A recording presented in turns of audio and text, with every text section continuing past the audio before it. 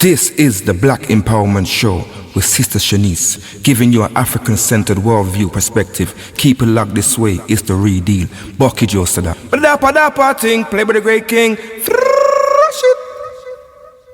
Sista Shanice in the house. If you're hearing my voice, it means there's breath in your body. It means it's a new day. A new day for you to be working towards accomplishing all the goals and aspirations that you have painted up inside of you.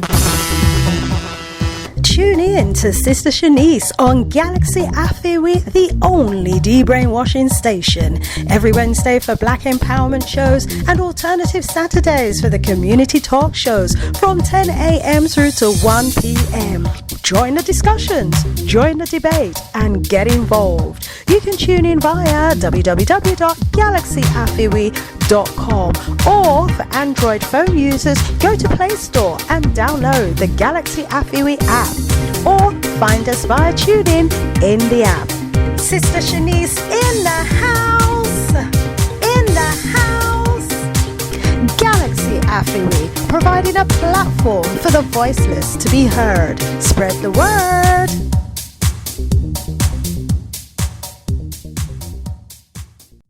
So if you're interested in becoming a presenter here on the Big G, you feel that, you've got a powerful message for our people, you've got the commitment, you've got the drive, and you're willing to contribute towards the works of this radio station, get in touch with either myself or Nico the Most Royal. We welcome you on board, okay?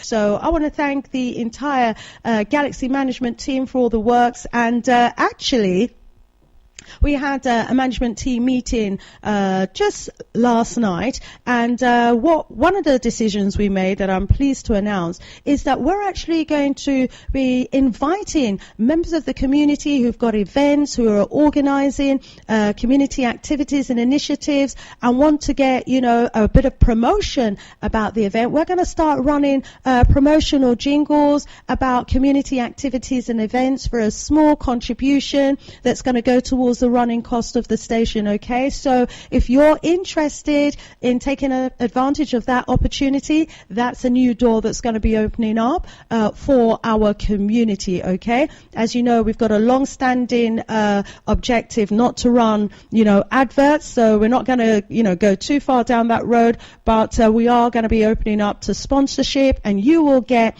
the kudos and the credit and the recognition for sponsoring this wonderful radio show, because we need to pay the bills and keep the ship afloat, okay?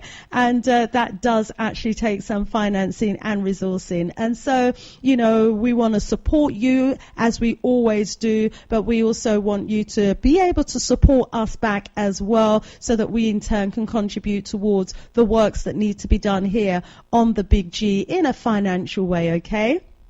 And, we want to be able to continue putting events on like Summit of Solutions, Parents and Ancestors Day, drumming, and all the other events that we tend to put on throughout the year, and we want to be able to do it free of charge as well. So when we've got a little bit of funds in the kitty, it enables us to cover those costs. And we have a beautiful, beautiful family, and, we know you love to give, and the event coming up on Sunday, completely free of charge. But if you want to make a donation, please come prepared to do so, and that will go towards the costs that we have had to outlay to put this event on. But the event is free. We're not putting any pressure on anybody. We would rather that you came, and socialize with the family and contributed in any other way that you are able to do so, okay? Because we are a community that's rising. We are a people that's rising, and, we want to rise together, and there's works that need to be done. And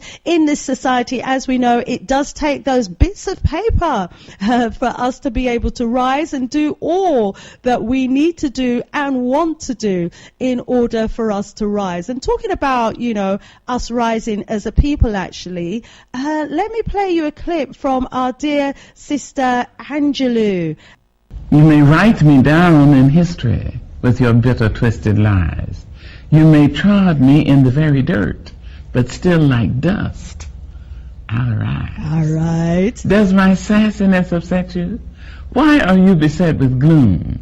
just 'cause I walk as if I have oil wells pumping in my living room, just like suns and like moons, with the certainty of tides, just like hope springing high, still I rise. Did you want to see me broken, bowed head and lowered eyes, shoulders falling down like teardrops, weakened by my soulful cries? Does my sassiness upset you? Don't take it so hard just 'cause I laugh. As if I have gold mines digging in my own backyard. You can shoot me with your words. You can cut me with your lies. You can kill me with your hatefulness.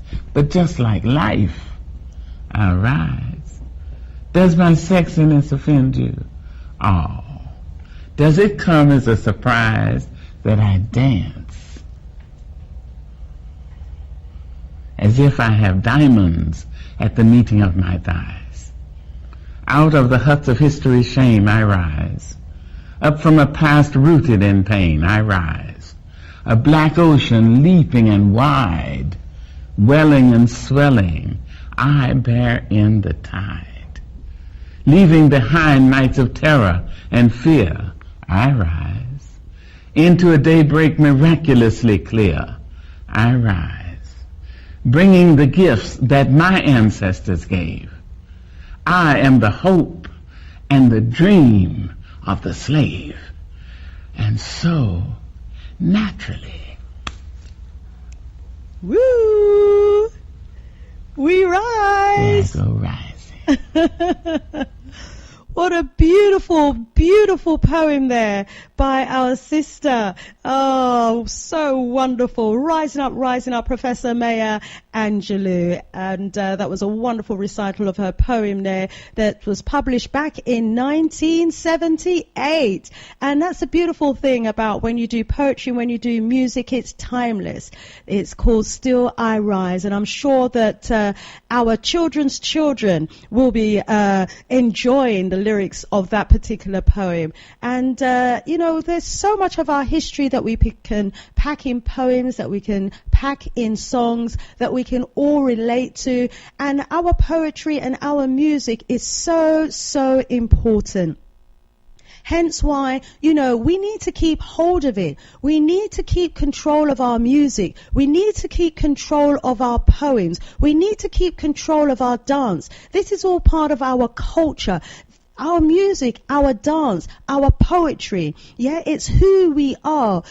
People, nations express themselves through their music. We express ourselves through our poem. We express ourselves through our dance. So if we're not in control of it, if we're not managing our music, if we're not managing our dance and our poetry, if we're not in control of how we express ourselves, which is, our culture and who we are, if we allow others to, hijack our culture, hijack our music, take control of it, then what they're doing is they're manipulating us through our culture. They're going to, dress up our culture differently and give it back to us, and we will embrace it because we recognize it as part of us, but not realizing that it's been contaminated.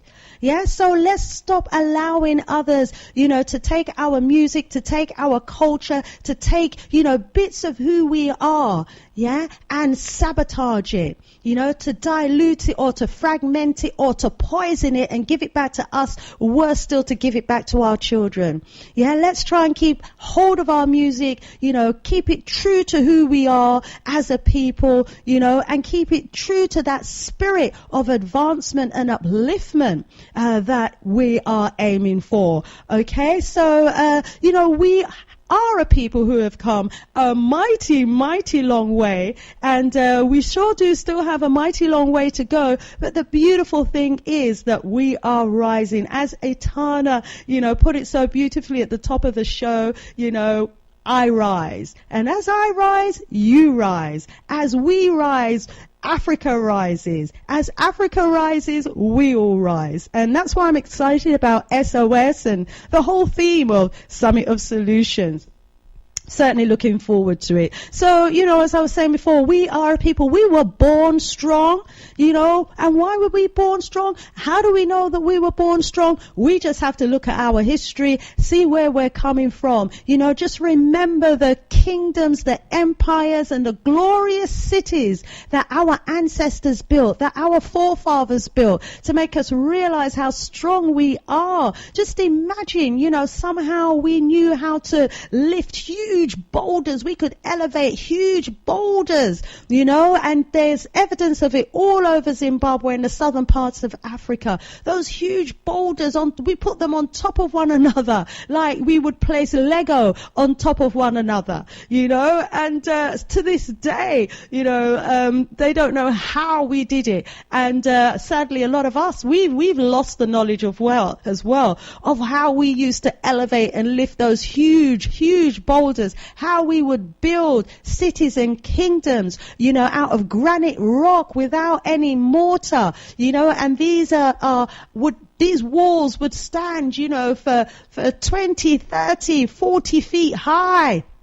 And run for miles, some of them, and we were great nation builders. And if we were able to build nations in the past, if we were able to build great kingdoms, great empires, and great cities, which if they still stood today, would stand head and shoulders above any other city that actually has been built during these recent times. If we could do that back then, imagine, when we're back in our own mind, spiritually, culturally, economically, physically, etc., when we've got our own mind back. Just imagine, where we will be again as a people. So, we are strong. Our ancestors have made us strong. They went through so much, just so that we can have the freedoms that we're enjoying today. So let's not take advantage of the freedom that we have. Let's not waste our life. We are the descendants of survivors. Yes, so we have that survival spirit inside of us. It's impregnated in our DNA. We are a powerful people, who have been able to rise above adversity, who have been able to rise above any circumstance and any situation that we have faced. I'm not saying it's been easy. Of course, it could not have been easy. But we managed to go through and still remain standing, and pick ourselves up and rise above it. So I want to encourage anybody. I want to encourage somebody out there who may be going through something or feel as though they're going through some situation that, they feel overwhelmed by. I want to let you know that you are a survivor. I want to let you know that you can, cope with and confront any challenge that is impacting on you today, and you are able to rise above it. Put fear behind you. Fear, as we know, is an acronym for false evidence appearing real. And quite often, some of the situations that we're faced with, it appears as though it's going to be absolutely devastating to us, but there is a way through. There's always light at the end of the tunnel, and we can always rise above every situation, every challenge that we have in our life, every situation that we find is testing us in our life has only come to strengthen us. It may be a health situation. It's come because, we've got to overcome certain health challenges. It's come as a warning. It's saying, we've got to sort our health out. As a people, we have moved a long way from our health culture. Just like we're moving a long way from our spiritual culture, from our musical culture, from our economic culture as a people. We've also, we're still some distance away from our natural, culture that determines how we maintain our best health. And so as a result, there are many of our people who are experiencing health challenges. But, let's go back to Mother Nature. Let's go back to our Mother Healer, which is, the herbs and the bushes and the trees and the barks and the berries and the fruits and the vegetables. Let's go back, to the days when our people were strong and climbing coconut tree at the age of 80, and not walking around with walking sticks at the age of 50. You know, when we look at it, when, you know, we're in a position now today where we can look back, you know, to the lifestyle of our parents, some of our parents and our grandparents, especially if they were born and grew up in the Caribbean or in Africa. And we can see how healthy they were during those times. We can see how healthy, you know, they lived their life. We can see how when they, you know, took their food from the ground and when they picked their fruit from the tree, when they used all the herbs and the vegetables to season their food, we can see, you know, the health benefits that they had from all of that. You know, almost all my great uncles and great aunties lived till they're in their 90s and over 100. But, you know, these days it's a miracle if we do. You know, some of us, you know, many of us have got family members struggling to make it past 50, struggling to make it past 60, much less 70, because of, you know, our change in our lifestyle. So we've got to get back to what's best for us, yeah? Economically, health-wise, spiritually, you know, and that's what today's show is all about as well, because you know, we're going to be talking about Summit of Solutions and what we've got coming up for you there. We're going to be speaking to as well a couple of our guests who are going to be also at Summit of Solutions. I'm really excited about that. You know, we as a people, we've come such a long, long way. And let me just bring in a song that just reminds me of what we've got to do as a people in order to get through the challenges that we need to get through as a people. Okay, and let's have our brother Buju tell us, shall I? Because we have, as a people, we need to stand up. We need to do what we need to do in order to survive these difficult times and to get us through. But, you know, lying down is just not an option. Yeah, we've got to stand up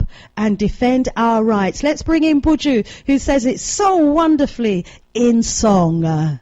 Buju Banton, rising him up every time.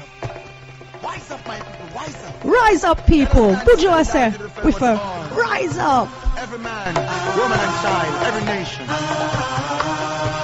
Yeah! All numbers of people be a human sacrifice. Stand up, defend your rights. Oh, mighty ways you can accomplish what you will. Stand up, defend your rights. Took 1,000 to build. Stand up, defend your rights. You may conquer our land, you'll never kill the will. Stand up, defend your rights.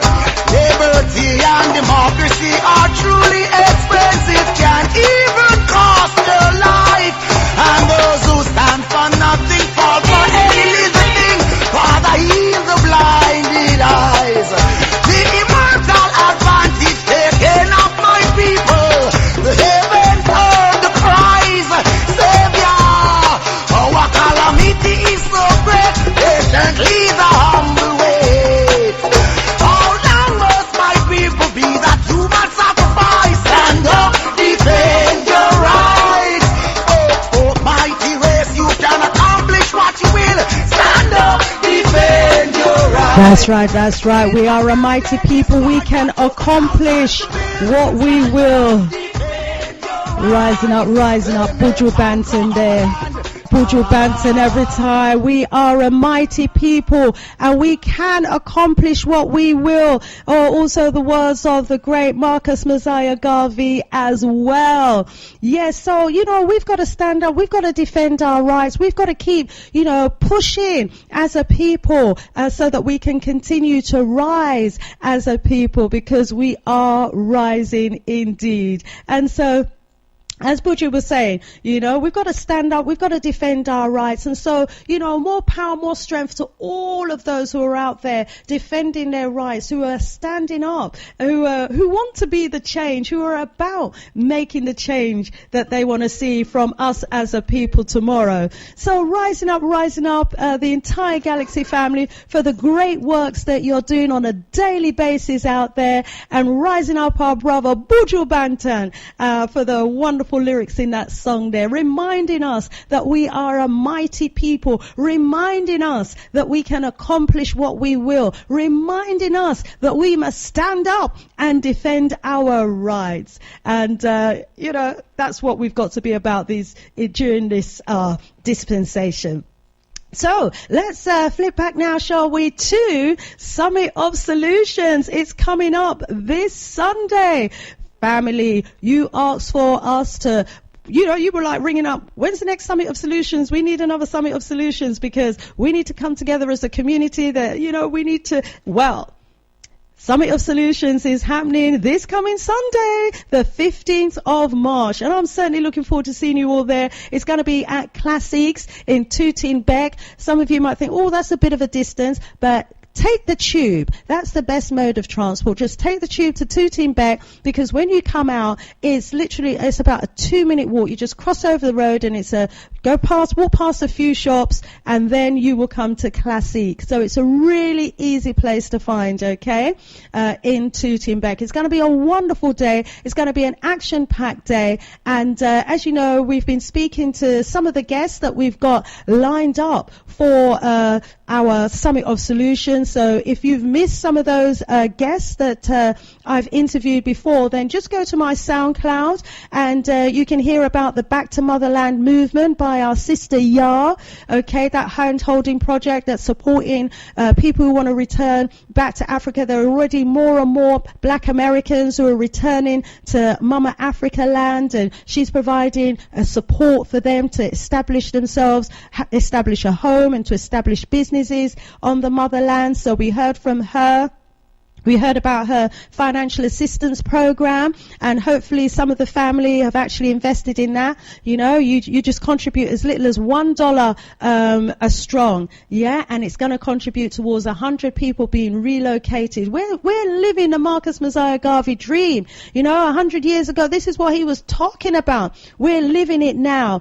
So you can go to YouTube and you can find out more about that Diaspora assistance program, okay? And then last strong, some of you would have heard me speaking with our sister Taiwo, who was telling us about investment opportunities in Nigeria, and she was sharing some of her tried and tested strategies for investing in property, for investing in Africa. She set up her own company there, the Global Africa Investors Alliance. If you missed that show, you can go to, I think that one's on SoundCloud. Just go to Sista Shanice on SoundCloud and you can find that show there as well. There's a movement happening, my people, a movement happening, and it's a wonderful move as well.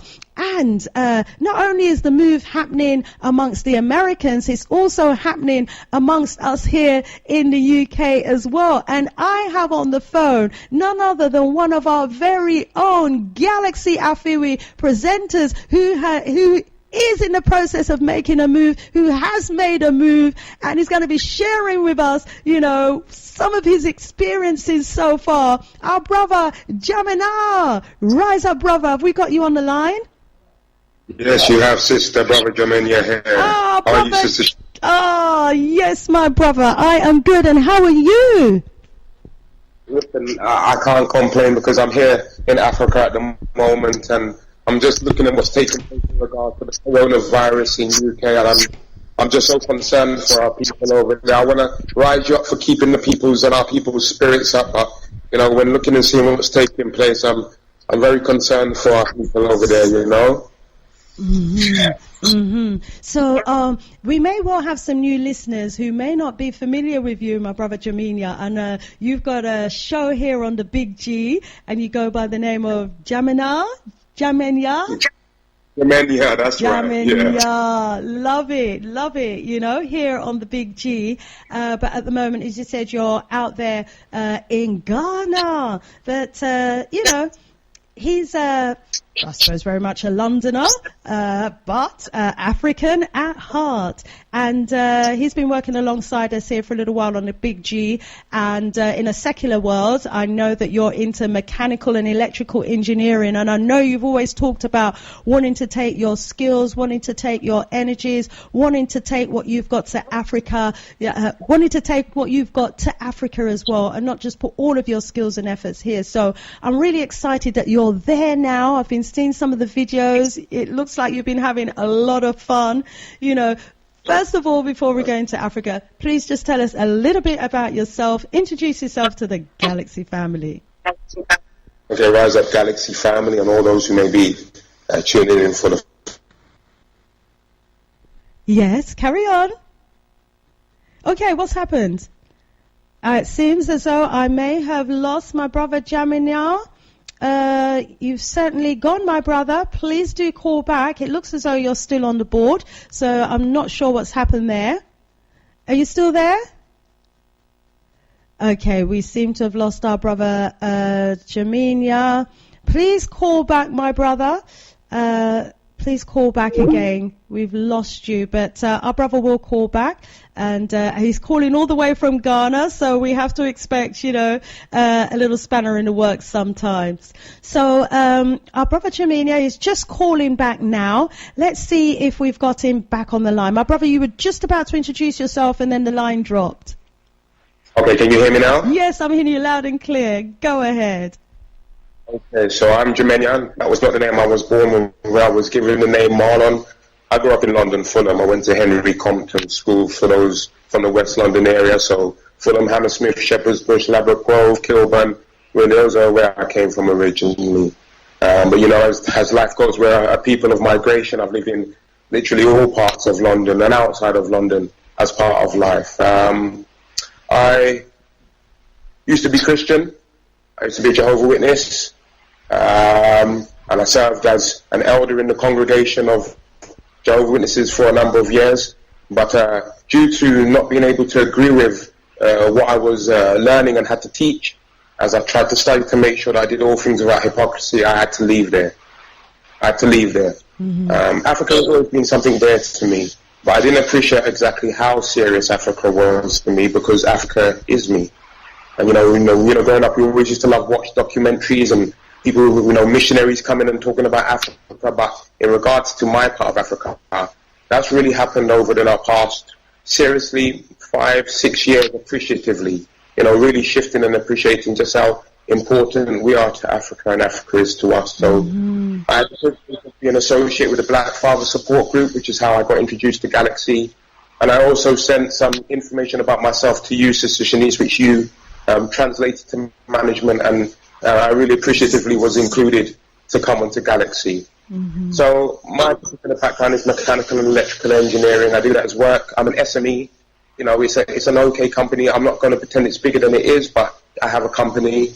I like to call it organization. It's called the DACA. And the DACA stands for the Diaspora and Association for the Regeneration of the Caribbean and Africa. So overall, it's been going for about 20 years. I also teach it and train in colleges in regards to bringing in young people to apprenticeships from start to completion so they can become qualified. And that is really a goal that I would really want to migrate into Africa. Mm-hmm. But things take time. And so although I had a fixed plan to come over the engineering, that's something which takes time, because to do it properly, I really want to be registered. It needs to be done in a way that I can take projects and contracts and not feel I'm falling short of the law, because I haven't come over to Africa to break the law. Mm-hmm. So what happened is, I came with a measure of fluidity. I came in 2018 on a business mission.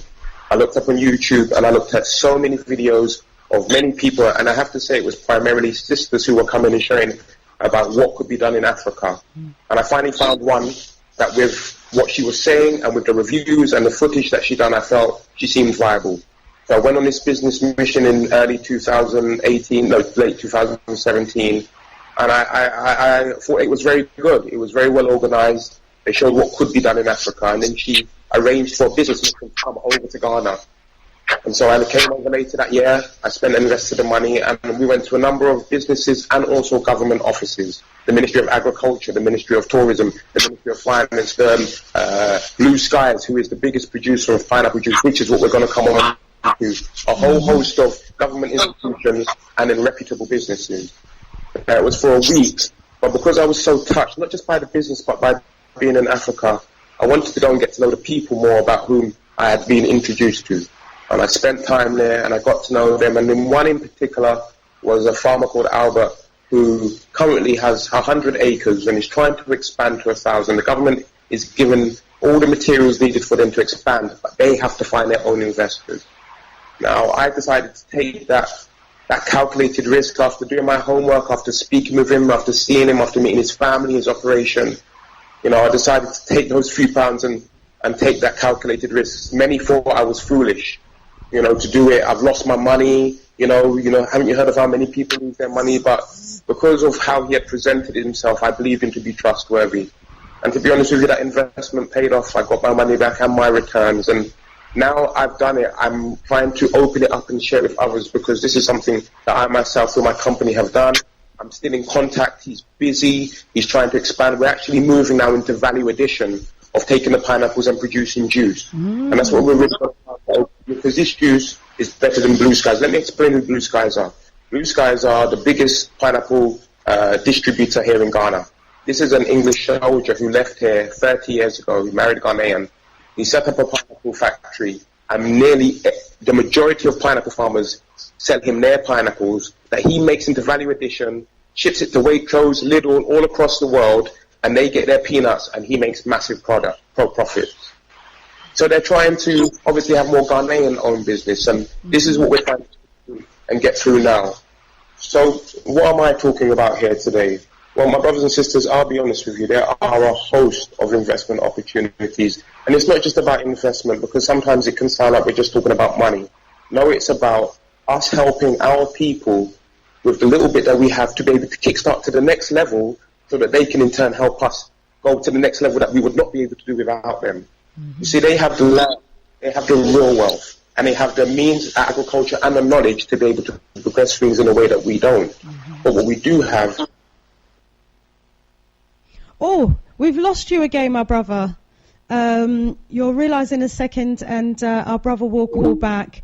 We've just lost our brother Jamenyah, but all being well, he will be calling back shortly, you know. And, you know, we'll just have to cope with the line dropping in and out. Thank you for your patience, Galaxy family. So our brother... Jamenyah is now back on the line and back with us. Sorry, my brother, you dropped out there again, but welcome back.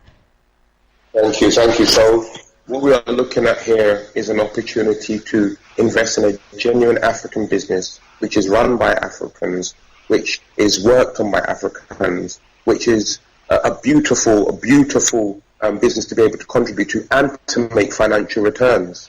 So you can put your money in an ISA, and I think at most you'll get like 4.6%. Sometimes they range up higher.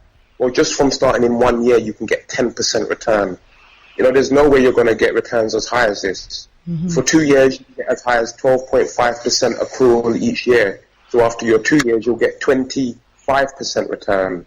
And it continues to go up, which if we need more, we can talk about. Now listen, I'm appealing to this, not for myself, but because it is a business opportunity. Obviously, we're here to make business, but it's about having honest business of integrity. So these things don't have to be just done on word.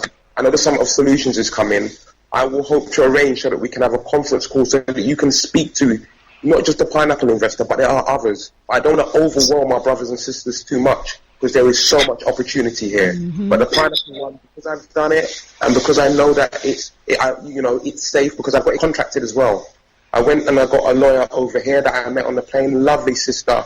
I got her and her company over the contract. Then I went to the Commissioner of Oaths, so that it's done on a local level as well, so that when an arrangement is made, you can have confidence that this is done contractually. It's not something which is done on a whim.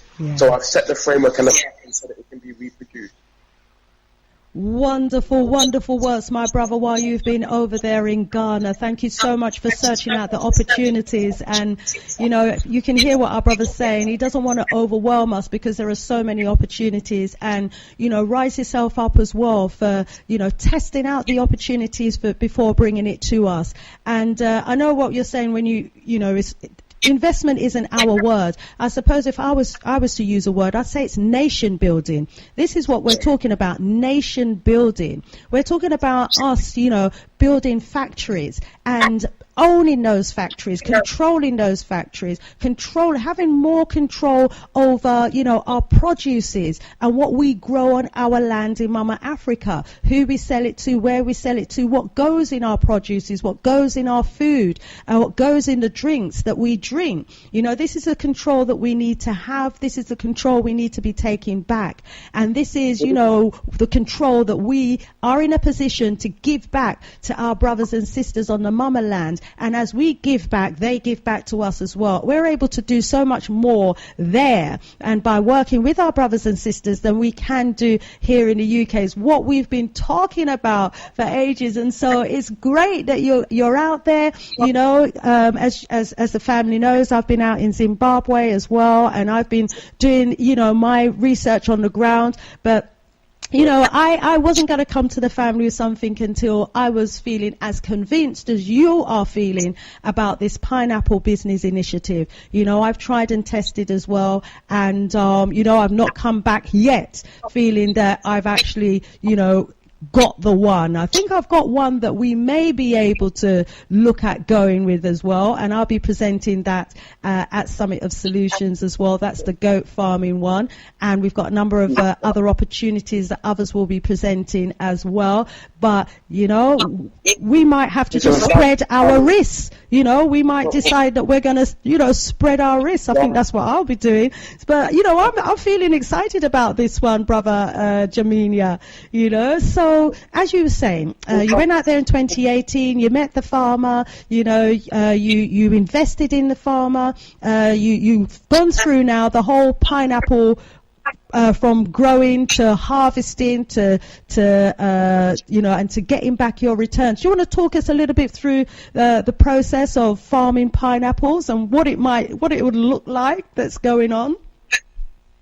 Well, you've got 100 acres here. So imagine 100-acre rows, and if anybody needs, you can contact me. I'll give my number as well. Obviously, everything is under, within, or alongside galaxyafiwe.com, and obviously in conjunction with Starlight Global. So while I'm saying you can contact me, you must remember that I'm not trying to push my company or organization. However, if you want to learn more, then obviously it's easy if you get in contact with me. And but just to reinforce what you're saying there, because everything that we're talking about, yeah, you know, we're doing our best as a community to come to our community with what we consider to be genuine opportunities. But with business, there's always a risk, and we have to always be mindful of that, you know. But, you know, if we don't take the risk, if we don't take the chance, then we're never ever going to see change. Yeah. And so, you know, we're doing the best we can so that we can begin to, you know, put in place the economic opportunities, you know, the businesses that can bring some economics back into our community so that we could do the nation building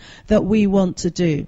Okay. So, yeah, Brother Jamenyah, tell us what pineapple farming looks like from seed to harvest. Are you still there? Oh, look, he's going to have to ring back again, I think. Yeah, he's going to have to call back again. We've just lost our Brother Jamenyah again. But, yeah, I'm excited about it, you know, and I hope you're feeling the same way too, family. Brother Jamenyah, are you back?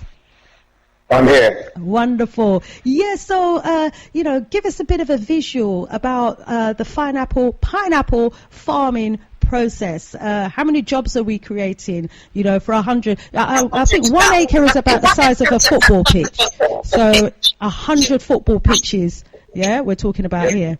Carry on. Right, that's right. Football pitches of rows. Now you've got two types of pineapple. You've got the MR2 and you've got the sugar loaf that are being predominantly produced. Now I did speak about GM, and he did assert, because I was very clear that if I invested, I didn't want my investment in anything genetically modified.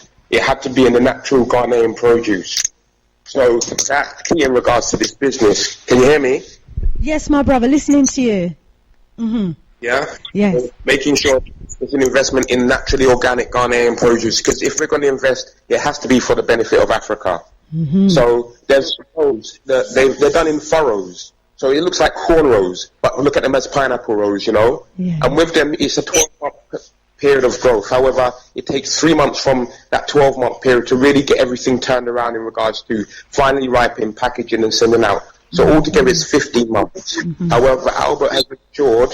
Can you hear me? Yes, we're still hearing you.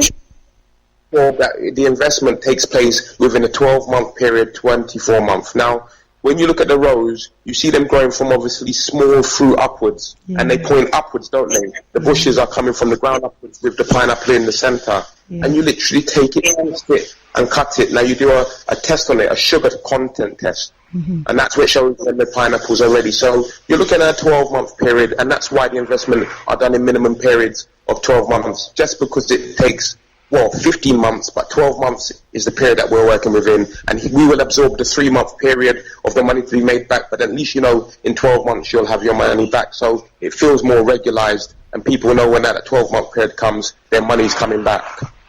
Yeah. So, wonderful. And how many jobs are we creating? How many jobs will, you know, our investment be financing on this 100-acre pineapple farm that, you know, we're talking about? When I went there was at least about 40 people packing. Wow. 40 people packing. Then you've got the 2 different managers. Because he's extended different areas, he had an older manager. Now he's got a younger manager who's also there, so that he can manage the next 10 acres that they're testing to see the ground over there. So they've just got another 10, so that would be 110 acres, obviously. Yeah. And they're still working towards 1,000 acres. So, you know, you're looking at a massive packing operation. And it's very humbling and see how they work so well. I mean, even here, people think Africa is chaotic. You have to just sit and observe and see how the Trotro system works, how organized. When you see people build their little shops, you think, oh, it looks a mess. No, if you look very carefully and see how well it's stacked, how well it's organized, you realize our people are so ingenious. Yes. Yeah, the line's packing going in and out a little bit, but we'll continue to work with it. Yeah. Can you hear me? Yeah, there's some squeaking going on, but we'll do our best. So it takes 3 months, you were saying, from the point of picking to packaging the pineapples, and then where do they go? Who is the farmer supplying the pineapples to at the moment? Right, so mainly it's going to this English fellow who set up his company 30 years ago, which is Blue Sky. And Blue Sky has Waitrose, Lidl, all the major companies in Europe. So he can't get enough pineapples. Yeah. And he's taking nearly everything that the pineapple farmers are growing, he's taking it. Right. So, wow. And he's been established for 30 years. And so, you know, to go into pineapple juicing then, would we be looking at supplying new markets then, the African market? And what commitment do you think there would be from the African farmers to start supplying our new pineapple factory? Well, we've got it there already. All it is about investment. They can grow it. They've already got links to the factory. When I mean links, he is the main, one of the main pineapple farmers that has been brought into this new Ghanaian factory that is trying to produce an equivalent to Blue Skies. Ah, right. So it's already established. It's already in existence. So it's not at the stage where we have to buy all the juicing equipment. Oh, it's all there. So what they're looking for us is to sell the juice or invest. Now, obviously, I bought some here, and it's so good. It's better than Blue Skies, and it's so rich. What they do is they take the juice in Lidl, Waitrose, and they actually water it down, and that's the juice that you buy the little tropical, because it's so rich. Yeah. Now, it's pasteurized. It has a 6-month shelf life. So this is something which will stand the test of time. It's an excellent juice, and we can get it for a reasonable price and make excellent markups in the UK. Plus, we're going to get it in markets here in Ghana. because it's good enough to get into the shopping market. Remember, there's shopping malls here. Yeah. Please, people don't... There's shopping malls all over Africa, isn't there? There's an African market as well. We don't even need the European market. I mean, obviously, the European is there because he's feeding his people. He's supplying his people in his markets. But, you know, we need to supply our markets, don't we, with products that we know, you know, are healthy, have been produced in a sanitized way, etc., etc. Let me just go back a little bit, get some clarification. So we've talked a bit about the farming, and we've got a bit of a vision of, you know, 40 people on the land, you know, after the pineapples are ready and they're packaging and they're sending them to mainly this white man. But there's also, you said, this a Ghanaian pineapple factory that they have established or in the process of establishing and want to expand on. Tell us a little bit about that. Because we're talking about investing in pineapple farming and also pineapple manufacturing, or are they two separate business initiatives? No, they're two separate business initiatives, but one feeds into the next. Without the pineapples, you can't produce pineapple juice. Yes, I get the feeder bit. I'm just wanted to know. So we sorted out the farming side. Absolutely fantastic. Tell us a bit about the manufacturing side now, please. Okay, so a factory was set up by a private company, but it was so polished that the government has put their hands around it as part of an initiative which was called the One District, One Factory Initiative by President Addo, Honorable Addo. Now, because it's done so well, they've actually found that they've got a Ghanaian produce which is of high quality, so they've put their loving arm around it, you could say, and they really want to get supported because it's a made in Ghana produce, it's a black-owned factory, and it's a polished factory. Now, I've got the links for the videos. I've also obviously got the juice itself. I myself managed to even sell some here to a health shop already, so I know it will go. Yes. You know, I think as a base. In the moment, I'm looking to see if I can get a marketing amount so I can get some across to the shops in UK, and we've already started speaking to suppliers here. And we're going to go and do more about that. So I got the price. It's all about buying. But at the moment, I'm looking to see if I can get a marketing amount, which will allow us to go and distribute it and let people get to know it, because they're going to have to invest. And that's what I'm trying to bring to them. Allow me to take care of the international stroke, at least European stroke international operations. You know, give me some. You obviously may have your own. I don't think they have, because it hasn't been out on the shelves yet. So I'm trying to step in and say, look, we have enough weight behind us and enough organisation to be able to manage this. Right. So you want to try and help them find new markets, international markets.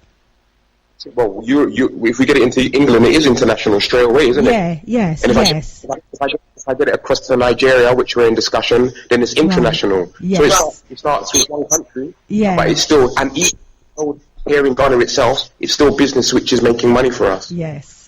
So I've got people on the ground here to start selling. Do not get me wrong, this is something which we will manage. And I think that's something to speak about the Summit of Solutions. Yes. You know, when you go to the stock market, which I don't like, because stocks, well, they put us in stocks and bonds, stocks and bondage.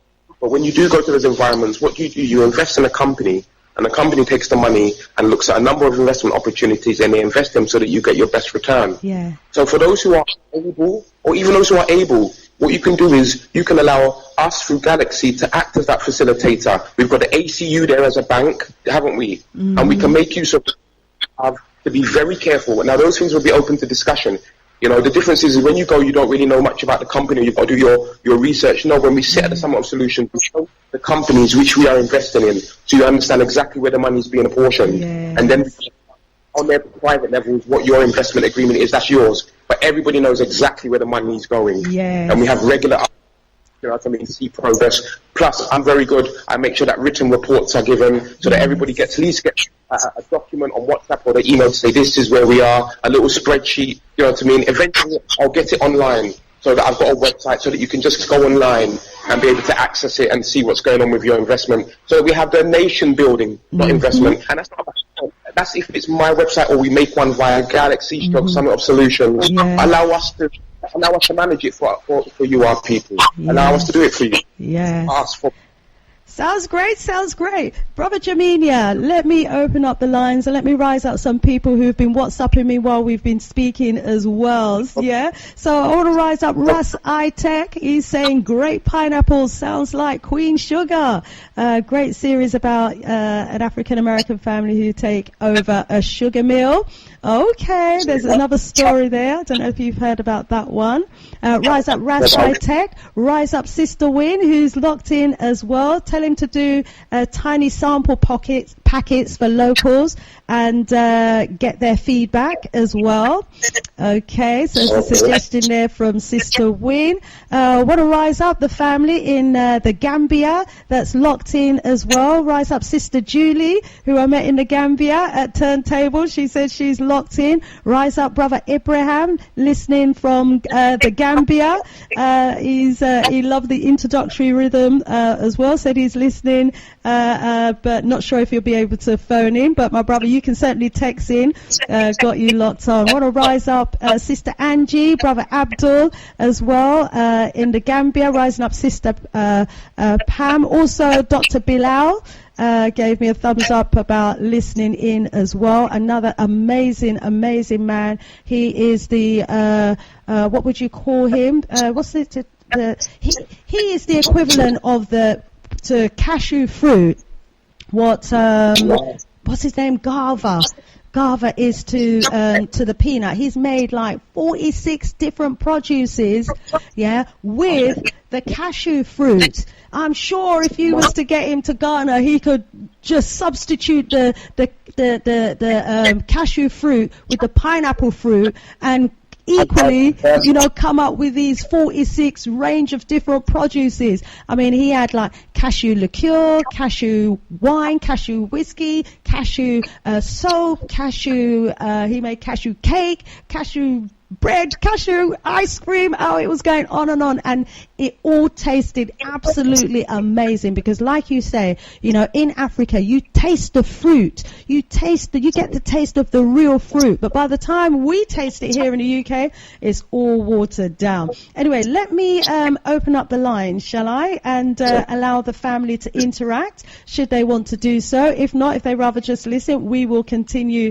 to have this dialogue because it's so interesting what you're telling us. So, Galaxy family, if you want to interact with us here on the Big G, we would welcome your engagement and your interaction. The number that you need to call in on is 0207 193 0174. We've got about half hour before our next guest, so let's make the most of the time. Yeah, our brother Jamenyah, as you've heard, he is in Ghana. Yeah, and not only is he having an amazing time because I've been seeing his videos and the fun that he's been having over there, networking with brothers and sisters up and down the community there, but he's also very much on a business mission for us family. And, he's not just taking us, and suggesting that we contribute our nation building efforts in a project that he hasn't tried and tested, but he has tried and tested this entire process, and he's on the ground seeing how it works, and it's fantastic, and you're as excited about it as I was about the potato farming that we was doing, but it turns out with our potato farming that we just couldn't get the land. Rise up Sister Julia as well in the Gambia, who's listening in, and we've got Brother Kwame on the line. Greetings, Brother Kwame. Are you there? I'm trying to add him. Yes, you're there. Brother Kwame, you've joined us live and direct. Go ahead, my brother. Brother Kwame. Greetings to yourself and greetings to Brother Jamenyah. Yes, it's very good. Yeah, greetings. You must be smiling from ear to ear because this is your country, Ghana, we're talking about today. Yeah, I understand. Yeah, indeed. So, what Brother Jamenyah said, before I do it, anything? Yeah. Now what's up? Come again with that. Tell me what to say again. Where to say? How are you? Where to say? Yeah. I'm fine. Wow, he's very, yeah. So basically, I just greeted him. Nice one, Jamenyah. Yeah. So, yeah, Brother Jamenyah saying is 1,000% correct, you know, and what he's giving you is a snapshot of what's out there, because, you know, this government is investing a lot in agriculture. You know, as Brother Jamenyah has rightly pointed out, there is a one district, one factory program being, you know, earmarked by the government at the moment, and in addition to that, the government is also encouraging farming by having what they've termed it, you know, hunting for food and jobs. So what they mean is that they are giving, like Brother Jamenyah has already said, they're giving the farmers the seeds, you know, the mechanics and what have you, to actually, you know, help them with. Yes. You still there, Kwame? Yeah, I'm there. Yeah. Carry on. Yeah, exactly. And so carry on, Kwame. Carry on. Yeah. So I just think that the government is aiding farmers right now in terms of, you know, giving them seeds and, you know, seeds and other. We've got it bad. The line's getting bad. It's getting a bit difficult to hear. Let me just allow, Brother Jamenyah to respond to what you've said so far about the government initiatives, because he's on the ground and seeing, you know, the impact of the government initiatives. Let me see if I can hear Jamenyah without the interference that we're getting when you're speaking, my brother. Jamenyah, are you seeing the evidence on the ground then of government support to small farmers? Listen, people have different feelings about the government, you know. At the end of the day, our father Nkrumah is loved because the vision that he had was cut short. But many have different feelings about the government now. But I just want to say this. When you come and see the size of Ghana, and when you see what the government are doing, I don't think you feel like criticizing them. Yeah, because you realize that actually, you know what, as flawed as we all are, you know what, they're doing a great job. Now, there's still room for improvement, but there's still things happening, and they are supporting businesses. There's a lot of room for improvement. As I said, for you generally to set up here, you need $200,000 and a Ghanaian partner. That's for you to officially set up. Now, it is going through a period of change, but in regards to investments, imports and exports, especially in agri-producing, you have no problem. They are very encouraging of it. So that's a way of us being able to get started in business, help African business grow, make money, and not have the problems of even risking of falling short of the law. And also we have tourism in this, because remember the pineapple farm, I can describe it to you in words, but it's better that you come and see it. Yeah. So just as Sister Shanice, the package for Tanzania and Gambia, when we get back we will work on the Ghanaian package so that you have that option as well. And yeah, Brother Kwame's already said that he wants to do a trip to Ghana next year, so, you know, definitely make that happen. That's right, and we do it, it's for us, but then what it does is it provides an opportunity for you, those who feel able or wanting to come and see it for yourself, so that you see it's not just words. It's not just words. And my people, you have to ask yourself now, are we on the airwaves, in the ether, speaking lies? You have to really, and if we are speaking lies, then our lives will be taken, because we can't go against the divine way and our ancestors. This is not a joke. This is not a joke. This is not something that we're playing about with. This is something which is done in honesty and integrity. Not perfect, but I tell you what, you can trust that this will be done with honesty and integrity.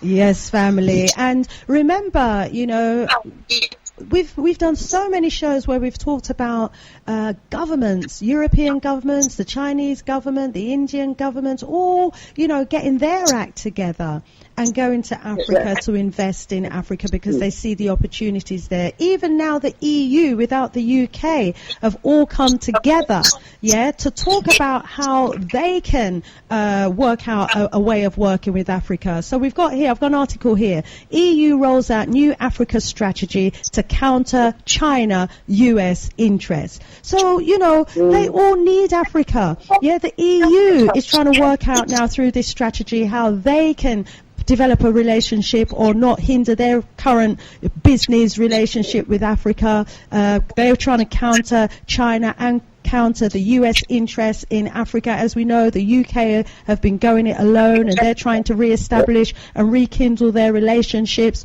with Africa, with their Commonwealth former colonies, you know, the Chinese are there, they're all out there. And we know that our brothers and sisters would rather work with us. Yeah, it's for us to get ourselves organized. The Americans are getting themselves organized. We've got to talk about how we organize ourselves in a structured business professional way, so that we can be the ones contributing towards the growth and development of Africa, because we have seen that with the Europeans, the Chinese and all the others, all they do is take, rape, strip, plunder. That's all they do. They don't give. But when we go in, we're going in to give.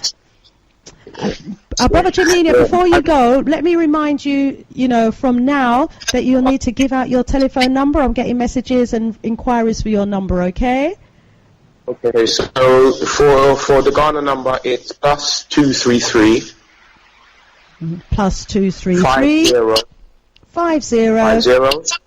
722 703. Let me get that and write it down at the same time. Come again, Brother Jamenyah. So it is. Go ahead. +233 +233 50 722 6703. 6703. And my UK number for WhatsApp is +44 7868 339 004. And the website, should they want to look, is www. The Darker Group, THE, Tango Hotel Echo, Darker, Delta Alpha Romeo Charlie Alpha. Just do it. Tell us what the acronym is for. Diaspora Association for the Regeneration of the Caribbean and Africa, Darker, DARCA. Okay, DARCA, Diaspora Association. Is that F in there as well? For? No, just DARCA. DARCA. So the address is www.thedarkergroup.com. Okay, so it's www.thedarkergroup.com. DARCA. Okay, we've got that, and I've got the telephone numbers as well. So and we'll have it in the recording when I post that online, and you can get in touch with us via the Big G galaxyafiwe as well for that information. And another question is, where are you in Ghana? What area are you in? Right now, in the area called Dodua, just past Dodua. I'm in a place called Amanthro. I've been a recruiter back to Cape Coast. Naturally, I went back to the castle and done what was necessary there to break that chain. Obviously, I've been around meeting many artists who I've put on a forum whom we're hoping possibly to try and hold an event for a man who died here. He was a brother who came from the UK and US. He done really well. He was brought back here and unfortunately fell to certain evil forces, and he died alone just recently, and he's been really mourned. But it coincides with the memorial of my uncle who was murdered in Greenford in 2009. So we're seeing if we can hold an event there and maybe pull some of these artists, these young artists who are so talented. They even got performing. They got me performing too. And we're better to get your musical prowess and get out there than Africa. So it was wonderful getting again, It was wonderful being amongst brothers who encourage you to get your musical. There's no competition. Everybody takes their verse. Everybody takes their turn. One's banging the drum, one's the guitar, one's humming, one's doing harmony. Wow. And it's beautiful. The line cuts in and out a little. Did I hear you say they had you singing as well? Yeah, I performed. And you're a performer as well. Nice one. We all, you know. Oh yeah. Come to think of it, I have heard you singing yes on Galaxy on your shows. Yes. But what I'm saying is, it's not about me as such. What I'm saying is that you don't discover Africa. Africa discovers you. Yeah. Because Mama Africa has been here from the beginning of time, and it's going to be here after our physical transition. Yeah. So really, all we do is align ourselves with what Mama Africa wants. It's going to happen anyway. Yeah. It's just whether we are going to fit in. Yes, that's right. Absolutely agree with you. So, family, Brother Kwame, do you have any further questions to ask? And then if I can ask you to open the line so that others can get in. I'm not sure if it's your line that's causing the interference as well. So, Brother Kwame, let me ask you to come back before you go. Brother Kwame? Oh, maybe Brother Kwame's not on the line, so it could be, you're still on the line. Brother Kwame! Yeah, I'm here. Oh, no, come on. Can you just maybe put a final couple of points to our brother Jamenyah, and then if I can ask you to come off the line. I'm not sure if it's your line that's interfering or if it's the Ghana line, but go ahead. Yeah, I mean, what Jamenyah's outline is that there are massive opportunities, and in Ghana, and the pineapple business is just one microcosm of the many opportunities that are in Ghana.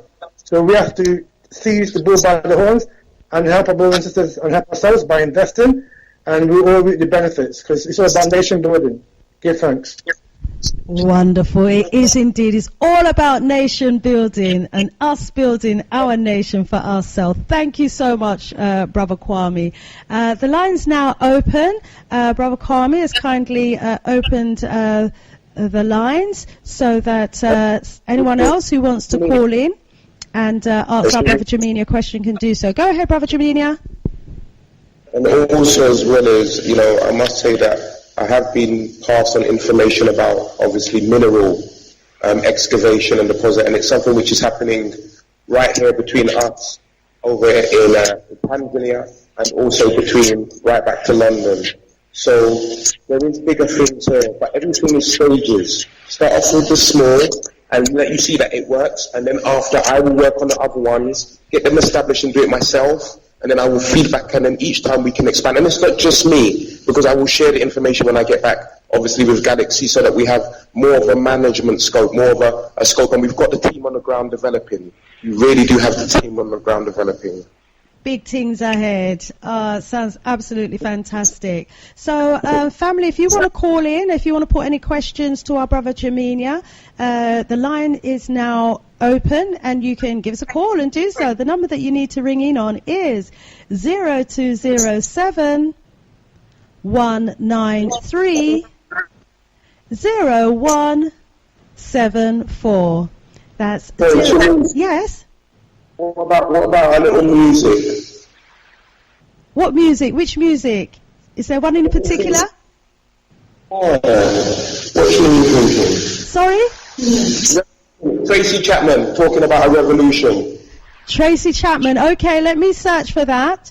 And you continue just telling us a bit more about maybe one of the other opportunities that you might want to mention, okay? Okay, so what we have here is also a need for a community borehole. But when you say community borehole, don't think it's some little pipe out of a floor. No, this borehole is supplying a whole area. Now, it's been out of water for nearly 3 years, and they've just managed to get one up. But they need more. Now, I've sent a video into the Galaxy app, and I've also put it up on my forums. However, this is also one of the investments which are called benevolent investments, where you invest your money and you I never played a day of organized football in my life. Sorry about that. I've just gone into YouTube and an advert come on. Sorry about that. Continue about the borehole, my brother. So the borehole is needed. You see, sometimes we have this picture in Africa that they've painted that there's no water here and that the people are starving. Yes, in some respects rainfall is low, but we have to remember that water is not necessarily from above, it's from beneath. So if you go down, you have water. Do you know how many houses here have their own boreholes? Mm-hmm. They have pipes coming in from outside, they dig underneath the ground, and after 6 foot to 2 meters, they have their own water supply. Yep. That's normal. Africa has water under the ground. So in the northern region, because it's more agriculture is even more countrified, they really need more water there. And they're asking for us to come and do investments. Now, I have linked with a very large engineering company, one person in particular, a very reputable person. Took me to meet his, not fraternity, but his classmate school, and it was an honor to be amongst them because you don't get brought into those environments. And they were showing what can be done and what the money is. It's all honest. I mean, our brothers over here are not hustling. Life's a hustle, but these are real businesses, real things taking place. Now that's the borehole. Plus we've got the coconut connection. So how much would we need? How much would we need to raise to do a borehole for them? The first time I got a price was $7,000.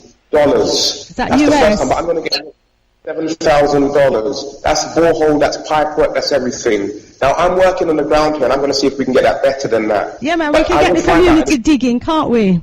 Community spirit. Yeah, exactly. I can do the pump, I can do all the pipe work, I can do all the design calculations, I can do all of that.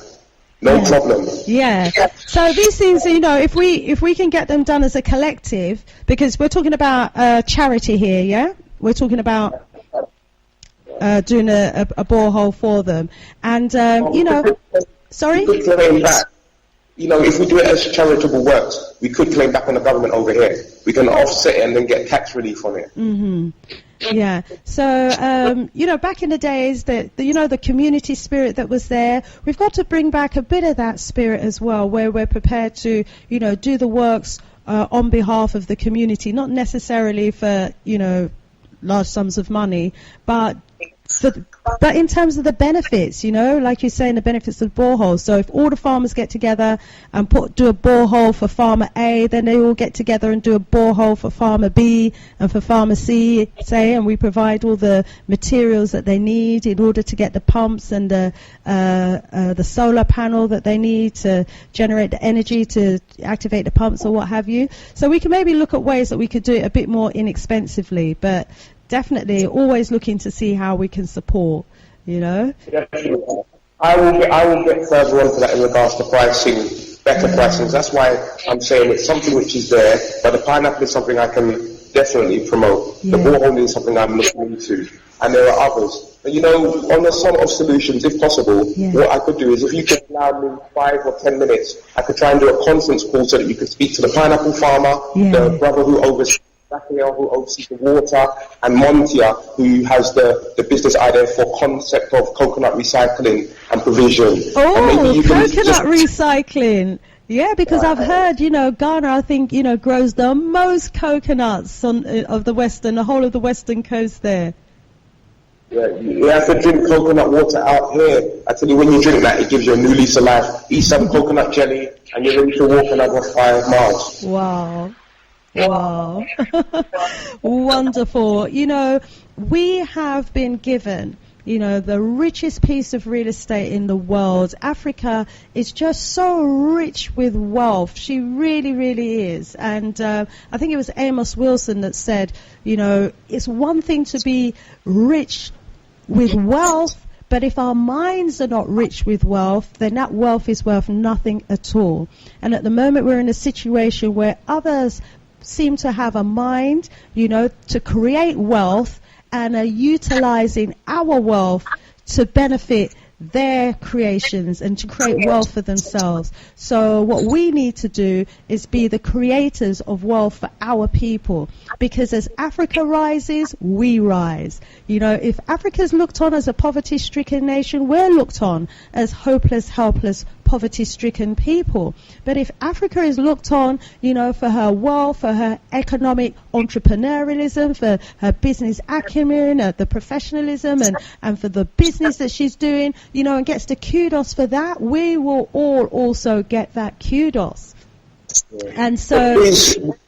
Shanice, let me just add here, as much as we're talking about coming and doing great things, for Africa, please don't think that Africa does need us, but don't think that Africa is lacking. If you get what I'm saying, that's what I'm talking about. England, the wealth that's there, we're the ones who are lacking in our mind, in my opinion. If anything, we're actually asking you know, I know we have the right to come back, but in some respects you're kind of saying, look, can we come and get involved, please? That's really the attitude that you need to come with, because they're doing it. So you have to come with the right attitude. Actually, you know what, we do have stuff to offer, but damn, you are actually doing it yourself. So would it be okay if we probably come back in the family? If you've been a long time away, we want to come back and we want to be with the family, please. What do we need to do? How do we need to go about things? What's the cultures and customs so that we don't fall foul? You know, where do we need to go and speak to the older men? How do we do things properly? Make sure that everything is, you know, it's not just business, lifestyle. It's about getting ourselves relationship building and being part of the family. Yes, this is what we're saying. You know, the others, they come to take. We're not coming to take. We're coming to give. You know, but you're right. We have to make sure that what we want to offer, you know, is what they want to accept from us as well. Yeah, we're not about imposing ourselves on anybody or anything like that. Can't come in with bad attitude, and even though yes, we have a right to be here, and they may have played their part, and there is a time and a place for that. But in your general day-to-day life, you can't go around with the angry feel towards everybody, because it just won't make sense. It needs to be systematic. You know, discourses that we can come in the evening and watch documentaries where we can sit and discuss books on Amos Wilson, Dr. John Henry Clark, where we can introduce. Not to say that the younger ones, the uni students, don't know. The uni students know. The uni students are clued. They're ready. They're ready. And the people in the ghetto are always ready, because they're always, until you make them happy, they're always ready. So the people are ready. Our people are ready. Right. Wonderful. Good to hear that, my brother. So, you know, what we're hearing is that there is a generation coming up, you know, that have a greater level of consciousness maybe than we're aware of, which is a good thing, you know, and are ready for the change that we want to see. So, you know, tell us more about what the changes that they want. You know, what do they see as their needs? What do they want from us, if anything at all? I'm just adding an unknown number as well. Go ahead, my brother Jamenyah. What it is Nkrumah, everywhere you go, Nkrumah is the person who keeps coming up. And even though he was taken out and mistreated by, actually, the father of the current president was the one who got Nkrumah out. Yeah, the current father was one of those who were involved in the coup. Wow. I didn't know that. I mean, others may have been aware of that, but to be honest, I wasn't aware of that. I don't think I've heard it mentioned here on the Big G before. Thanks for bringing that enlightenment, my brother. I was just trying to add an unknown caller, but sorry, caller, I wasn't able to add you. Please try again. Right, so they are very much for, you know, the vision that Kwame Nkrumah expounded before he left. That vision, lives on. Yeah, his aspirations for the country lives on. That's good. I went and paid my rights of respect around Kwame Nkrumah's grave. I walked around the grave 9 times. I played his excerpt speech while walking around, and I asked him to invoke the spirit that we might be able to play our part in manifesting the vision. That's no joke. I mean, so it's all about us playing our part in manifesting the vision, and our people are ready. It's not just Ghana.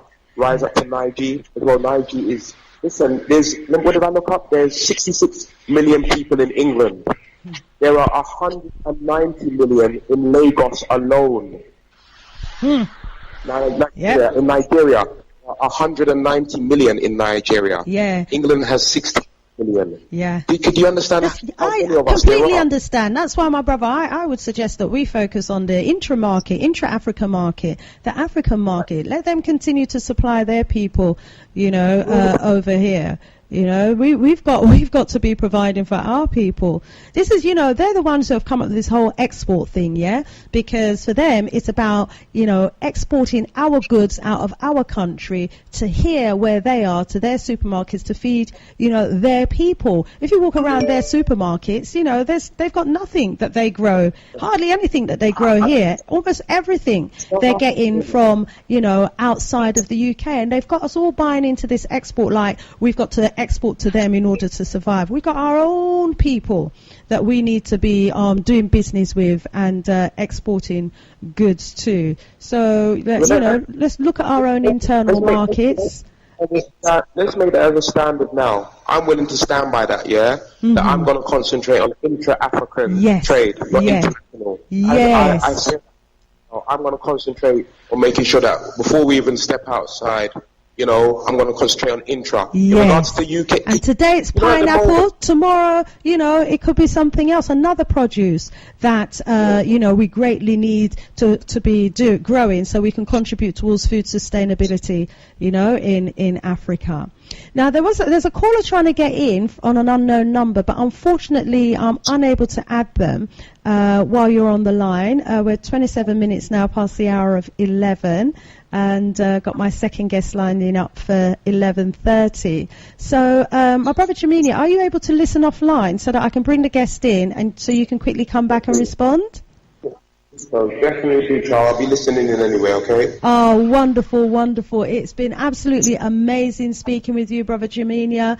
And caller that was trying to call in, if you call in now, okay, I will accept your call, and Brother Jamenyah will be listening as well, and he'll be able to call back in at an appropriate time in the show. If not straight away, then maybe a bit later on, okay? So, obviously we've only just managed to get a little snapshot from our Brother Jamenyah of what he has been experiencing and what he has, to share with us from his visit to the Gambia. And this is the excitement. This is what Africa's about. Those of you who were listening last strong, to our sister Taiwo, I mean, she had a similar, moving experience when she went to Nigeria, so much so that she set up her own business there, and she's now helping to facilitate, the diaspora that want to go back to Nigeria to set up business or to buy land or to buy homes over there.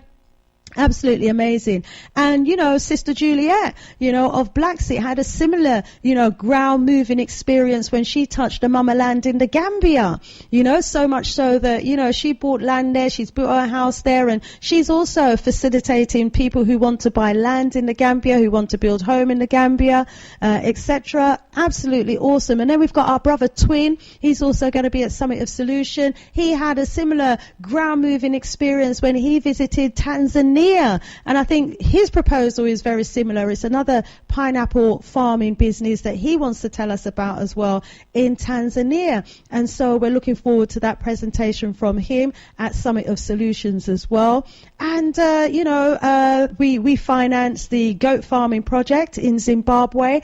We financed the landmine victims to do some goats, and I've got a report back from them on the progress of that, and they're doing so well. Some people said to me, ask them if they would do a commercial goat farming project for us, and they have sent us through a proposal, so I'll be sharing that with the family as well. So there are many opportunities, and also we've got another sister, Sister Yah, who's working out of America and has got 5,000 acres of free land in Ghana. I'll have to find out how close it is actually to where Brother Jamenyah is. She's got 5,000 acres of free land that has been given to her by a chief in Ghana, and numerous Americans have already bought their plots. We can buy plots there as well. It costs us $700 to get all of the paperwork done, and after that the land is ours and we can start building, and we'll be nation building. We'll be building as a community, so it won't be about just building properties. It'll be about building a school, building community facilities, building supermarkets, etc. So she's working with a chief in Ghana on that. So we are talking about nation building, and wow, I know that is precisely what our brother leader Bandaka is about as well. So the caller that was trying to call in hasn't actually called in, so has just called in as I was about to move on. I just tried to accept the call, but I think they must have just hanged up. So caller that was trying to call in, I wonder if you can please hold the line now.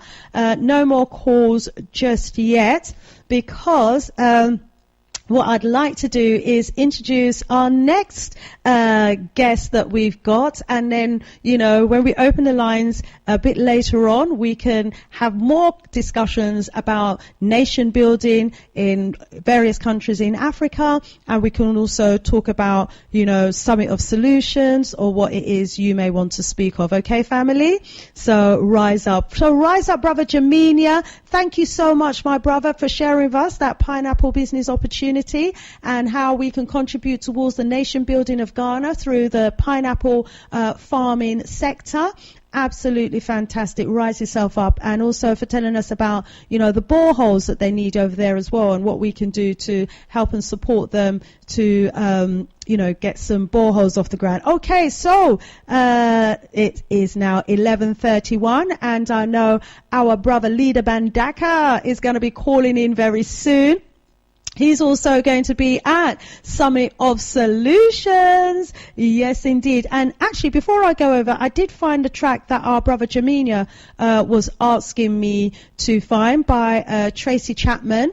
So let me just bring that in, and then we'll line up our brother Leader Bandaka to come and talk to the Galaxy family. Okay, so let's, and it says, talking about a revolution. Let's hope there isn't an advert that comes in first. Oh, yes, there is an advert. Sorry, family. Let me just let that advert pass, and then I will be able to bring in Tracy Chapman. Okay, here we go. Talking about a revolution.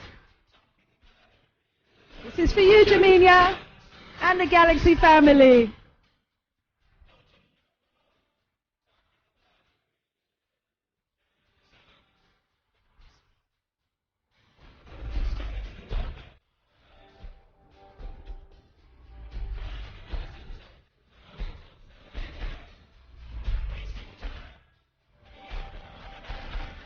Actually, we've got Brother Jamenyah on the line. You might want to hold, because he might, you know, have something to say that you might want to respond to as well. Brother Jamenyah, okay. Welcome back, my brother.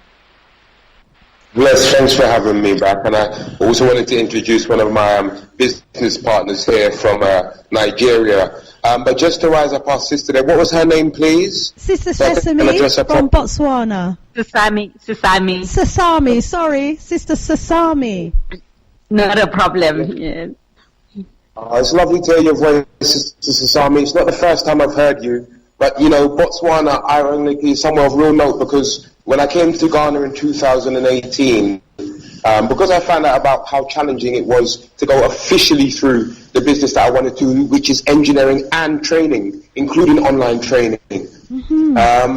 I moved into the pineapple side to diversify until we can establish that. But Botswana I done a lot of research on Botswana, and Botswana is a very, very favourable country in regards to integration into Africa.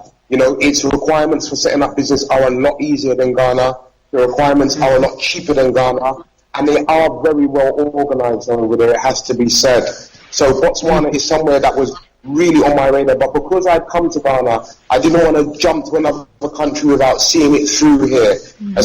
Especially as I had established, I feel like it's important for me to see things through. So I'd come back to Ghana because I really was planning to go to Botswana, and it still is. So what my sister says to me is saying it is very true. Botswana is a very, very favourable place to consider. My brother, don't write it out as yet. Don't write out Botswana, because, you know, we're the pioneers. We're establishing satellite models of good practice, and you know when you do that, when you're establishing models of good practice, and and setting up infrastructure initiatives, this can be done in many places. It can be done in Botswana, in Ghana, in Gambia, in Tanzania, and we may just have to start trailblazing like that and setting up these good models of good practices and leaving it in capable, trustworthy hands to develop and to build. And as we go around, we come back round again, or there's a team of us, to spread ourselves, in the different countries to do what needs to be done. But, having Galaxy as the glue, the mothership,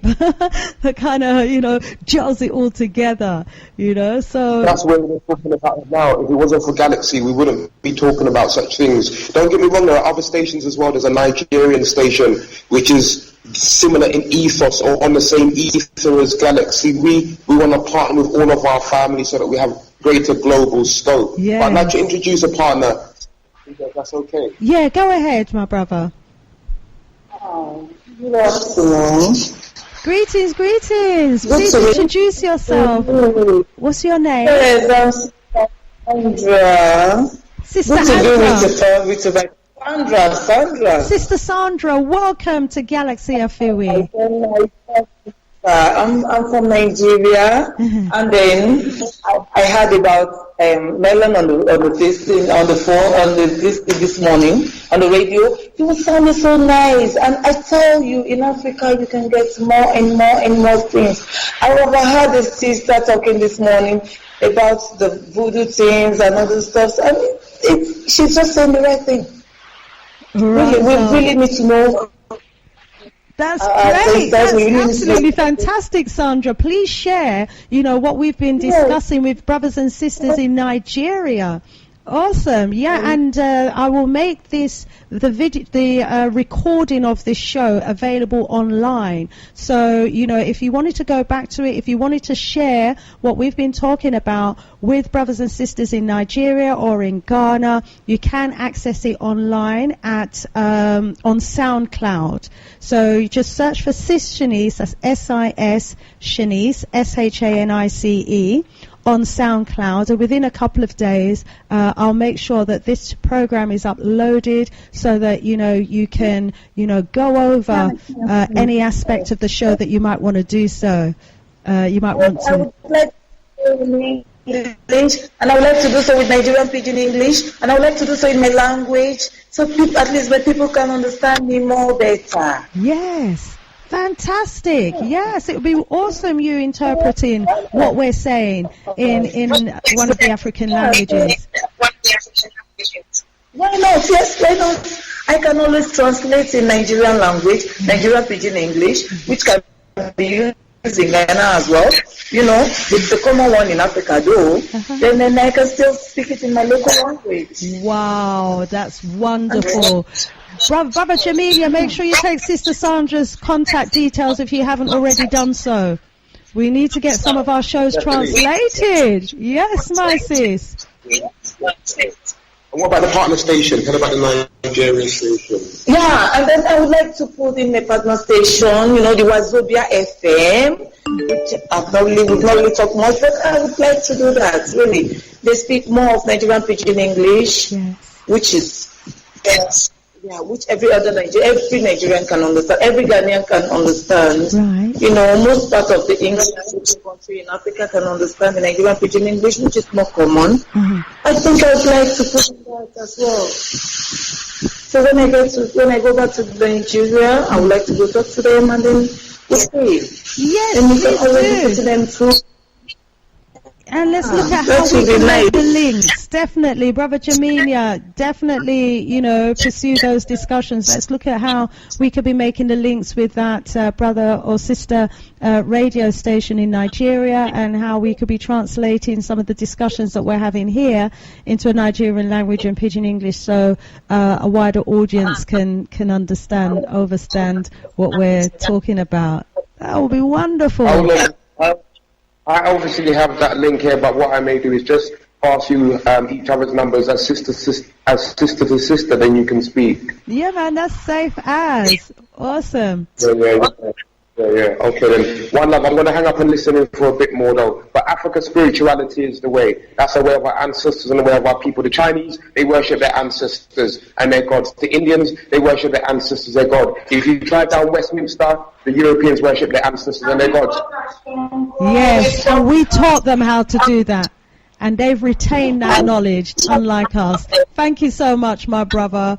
Keep up the great work. So we'll talk to you some more on Sunday at Summit of Solutions. Look forward to seeing the pictures and the images of the pineapple farm, and to hearing also from the pineapple farmers and business partners. One love. One love. Sister Sandra, I look forward to speaking with you some more as well. Rise up, Sister Sandra. And Sister Sisami, thank you so much for your interaction as well. Okay, we've got 10 minutes before the top of the hour. caller 968. The line is now free. Caller 997. The lines are now free. I was trying to add you during the conversation. Some callers I can add and some I can't. So, if you're not being added, it's not that I'm ignoring you. Please do call back again. Okay, so Sister Shanice here in the house. You are in tune to www.galaxyafiwe, the only de-brainwashing station. We've been having a really interesting discussion and conversation here today with our brother Jamenyah, who has called in all the way from Ghana to tell us about nation building opportunities there that we can plug into. We've also been hearing from our brother Leader Bandaka, who called in to tell us about the importance of spirituality and how we can, come together for Jamenyah on the first Sunday of every month at the Chestnut Community Centre here. And we've had some wonderful calls as well from Botswana, from Ghana, Nigeria, here in the UK. And we've got caller 968 on the line as well. Let's go over to the lines and find out who we have. Greetings, caller 968. Who do we have on the line? My sister. Greetings. Is that Brother Jeff? No, it's a silent listener. Silent listener, welcome. How are you doing? I'm not gonna be long at all. I just really want to plead with you, my sister. Please put the show up on YouTube on Sista Shanice's channel, because it was so easy for me to get to it. I was struggling with the other one. But on the Sista Shanice channel, bang, YouTube, it was there. Oh, okay. It's just that the other one's so much easier, because when I do YouTube, I have to convert it to a video. So I have to find all these images, and then my computer system's so slow, it takes like 2 days to upload, and it's just crazy. But it's so helpful for me, because I sent some of your information over on YouTube through WhatsApp. It was like so easy, bang, it was out there in Africa. So if you can please try. Okay. It was amazing today, excellent. I can't even add anything to it. Wow. So that's my only request. If you can please make it available to our team, who are the YouTubers. Okay, silent listener. Okay. It takes a bit longer, because it takes a couple of days, to do the conversions, to do the editing and the uploads. But yeah, I'll get it done because you've called in to request it. Thank you very much. And thank you for being a YouTube listener. One love. So that was our silent caller, our silent listener who's broke the silence to us. I put it up on YouTube, so of course I've got to do that after this call. Will do. Rise up, Brother Akram. Yeah, rise up, my sister, and rise up to our sister in Botswana. Doing a great job down there. Sister Sesame, and I apologize, I was calling her name wrong before. Sister Sesame from Botswana. Yes, and we had Brother Jamenyah on the line, and and Sister Sandra from Nigeria. Oh, it's been an exciting international show today. Brother Akram, we're also looking forward to seeing you on Sunday and hearing from you as well about how we can come together as cooperatives now to actually pursue some of these initiatives that we want to pursue in Africa.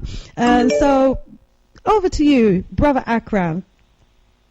Yeah, and as I say, also, rise up to Brother Jamenyah. I mean, as I said, so much opportunities within Africa. Yeah, I'm sorry I come in so late, but just briefly, I'll be discussing a little bit about the cooperative, but also my presentation, which I will send out to you, is my thing is about the hotels.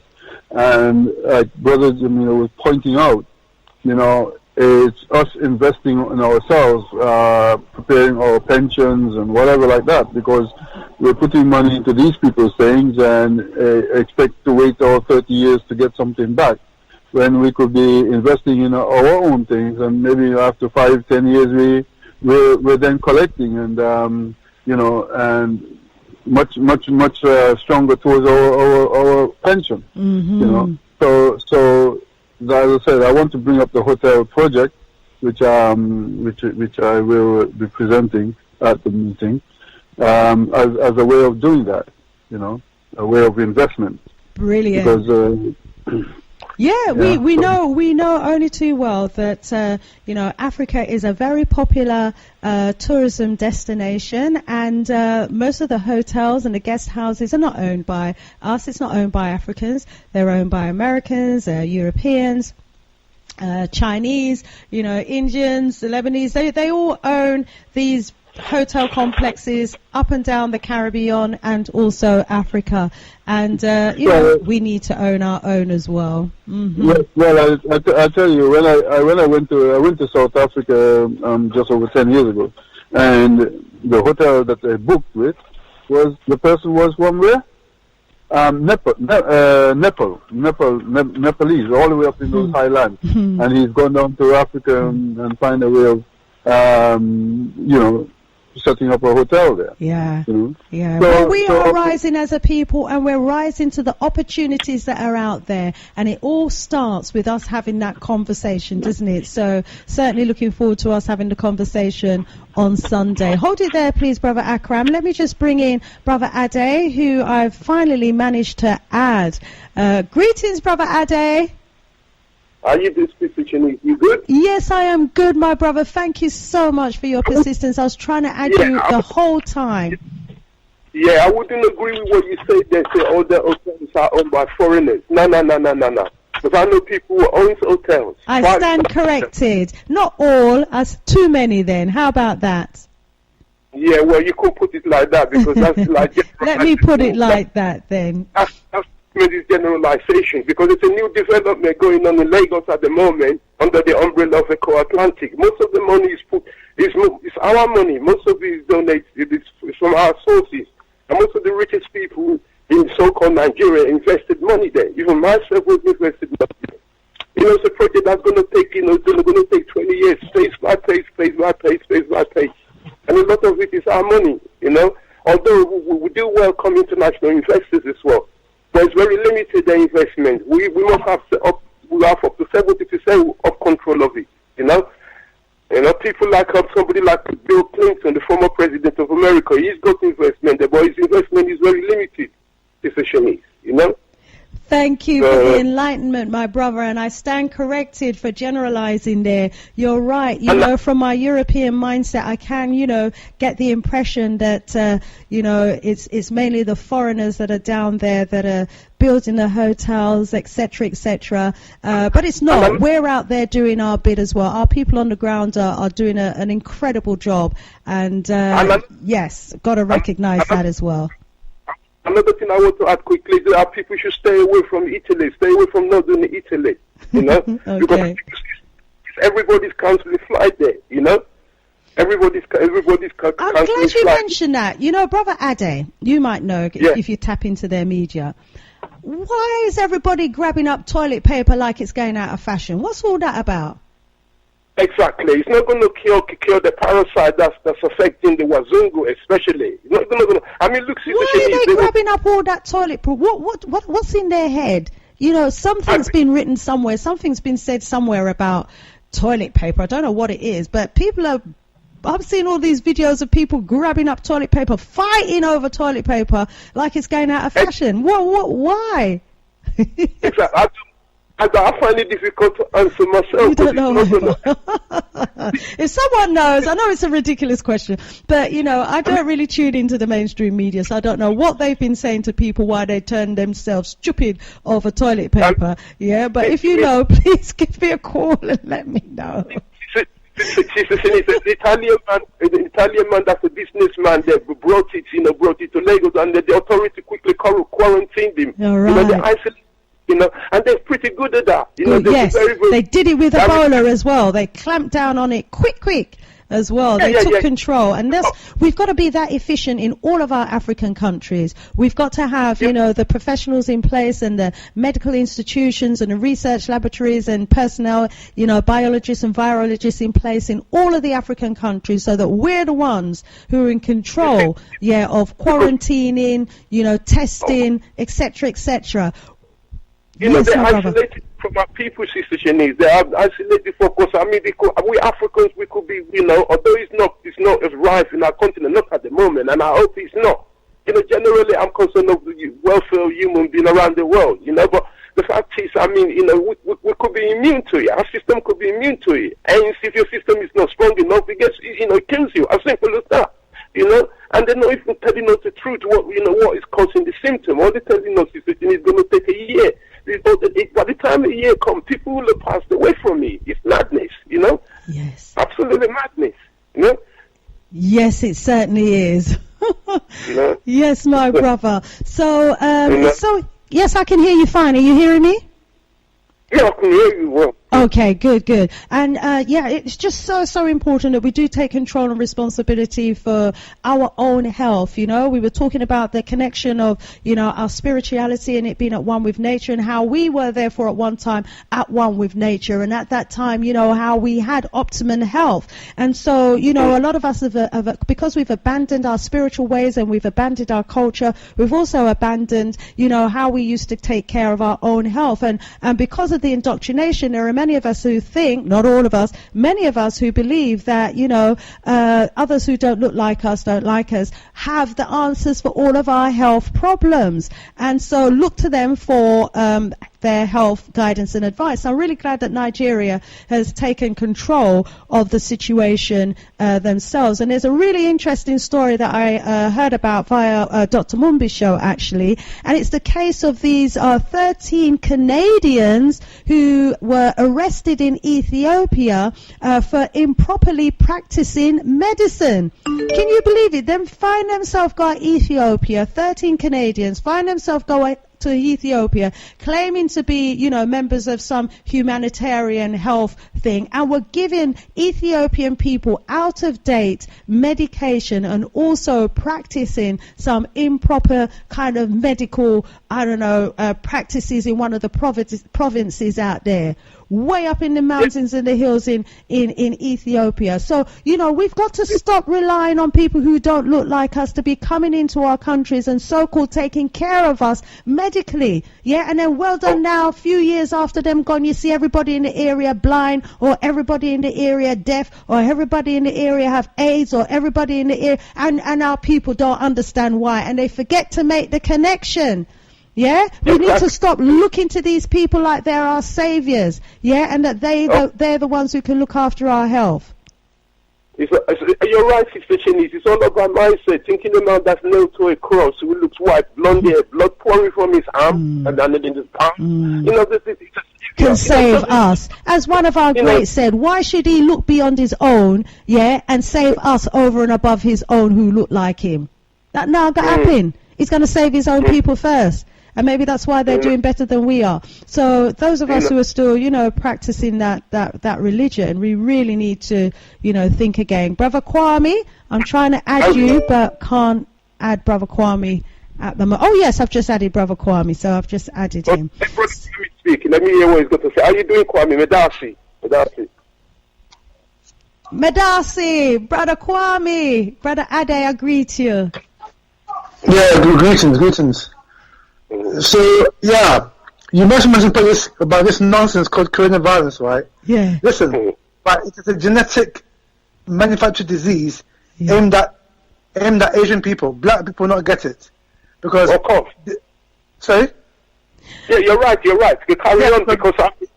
because basically, this coronavirus, right, and I have a painting for it, right, was actually invented by a Chinese medic. Right? Yeah, and he died, yes. The man that died, yeah. Right, I think it's called Huang Kim or something like that. That's the name of a Chinese guy. So was he one of the ones whose name was on the patent? Because I looked up the patent, and there were a number of researchers.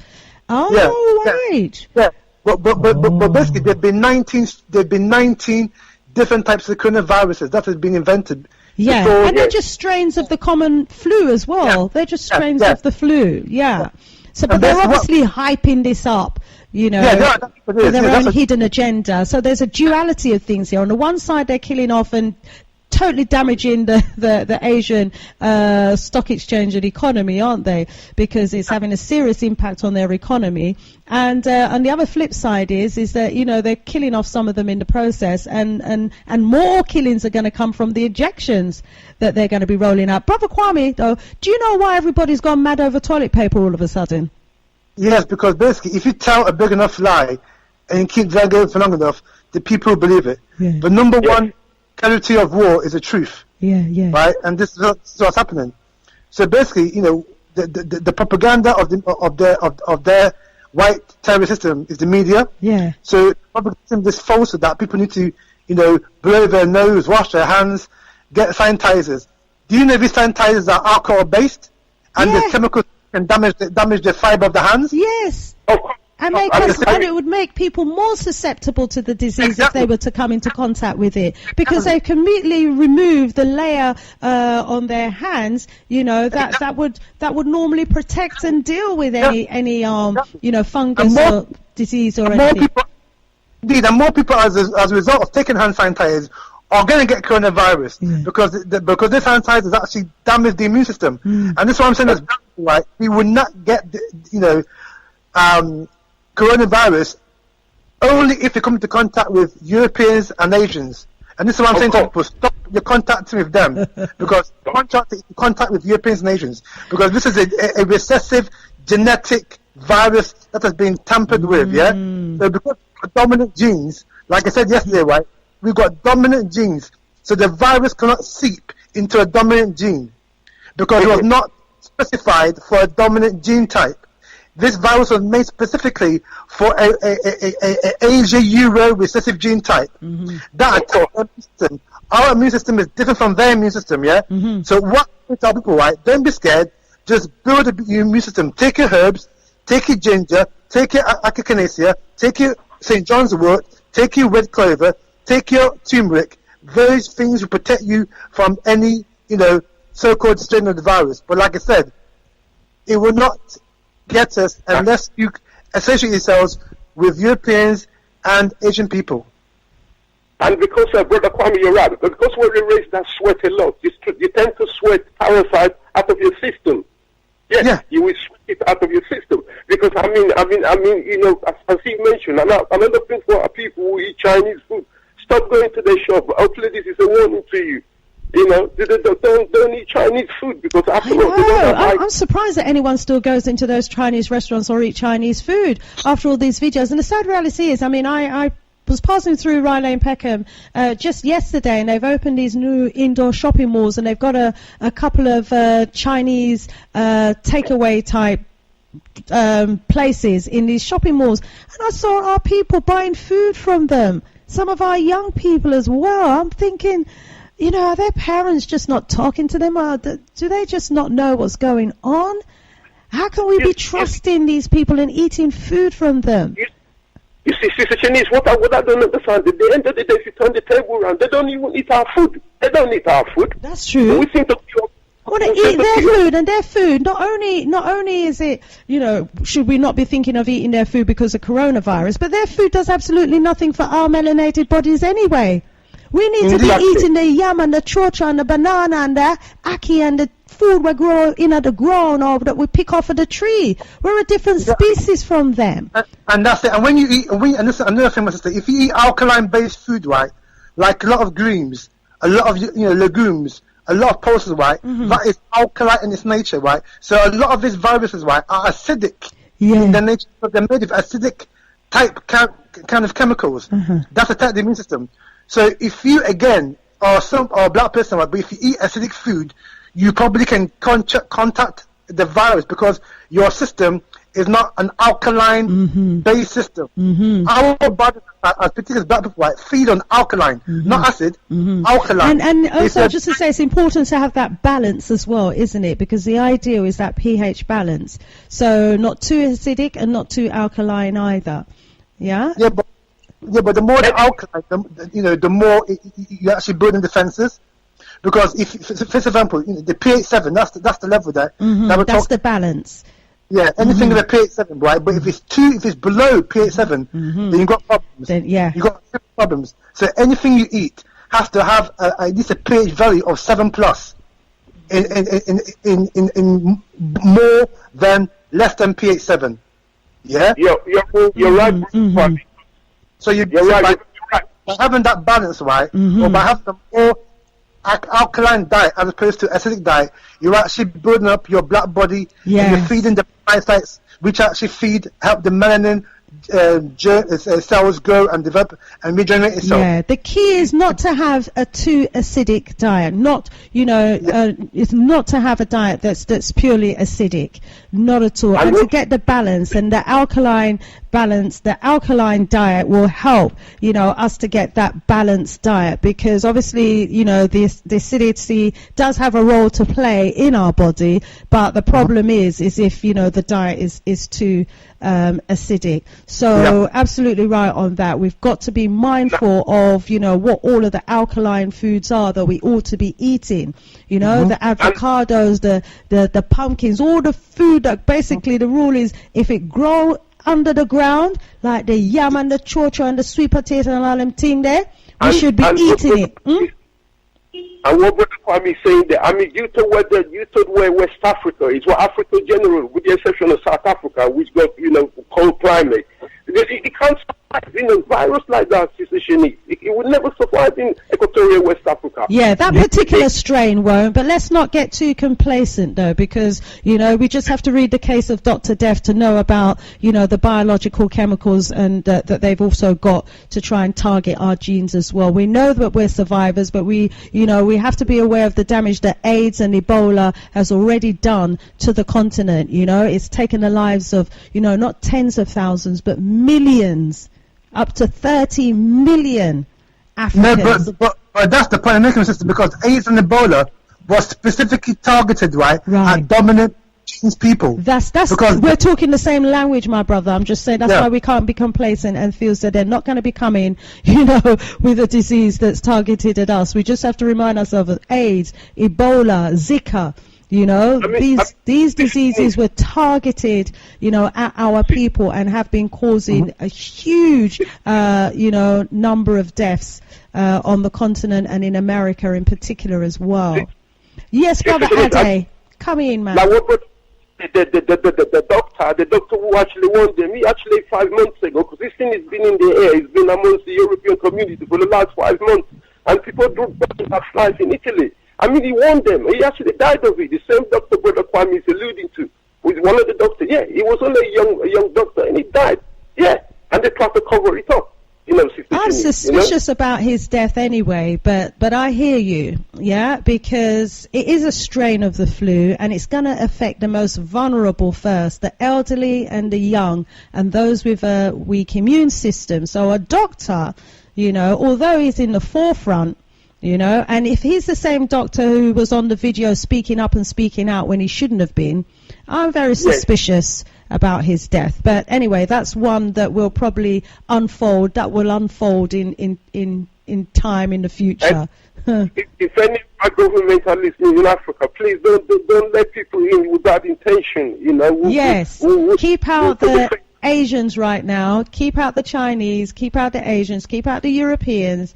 And we'll stand a higher chance of not bringing the virus into the country. Because, it could come in and mutate into something else. Who knows? We don't want it in the water. We don't want it anywhere. You see, the problem, a lot of people are carrying in this country, Sister Shanice. People who just come from Hong Kong, expats, people, they carry in it. And, so we have to be careful. And this climate will carry it as well. Remember, it's airborne, so this climate will carry it. This particular strain apparently, it doesn't survive well in hot conditions. But anyway, keep up the good work, Sister Shanice. Yes, thank you for the interaction, my brother. Rise yourself up, and thank you so much also for the reminder. Not to recognize the great works. Okay. Thank you, Brother Ade. So Brother Ade is gone. So Brother Kwame, you're still with us. We are actually 15 minutes over the hour. We've also got Brother Akram, I think, who's still in the group. Are you there, Brother Akram? Brother Akram? Okay, maybe Brother Akram, it appears he's in the group, is not actually here either. So let me check. So I've got Brother Kwame, yeah? And Brother Ade has just left, I believe. Why is it showing that they're still there? Anyway, so family, let me get ready to wrap up. But first of all, let me allow Brother Kwame to come in. Brother Kwame, I know that you had someone lined up who was due to call in. I don't know if they're still intending to call in, because if they are, I can wait for their call and we can, continue. Yeah, they were trying the landline. So. I gave them a landline. Okay. Can you ask them to call in now? Are they and they said they've tried, but they haven't been able to get through. What number? What was their digits at the end? Do you know?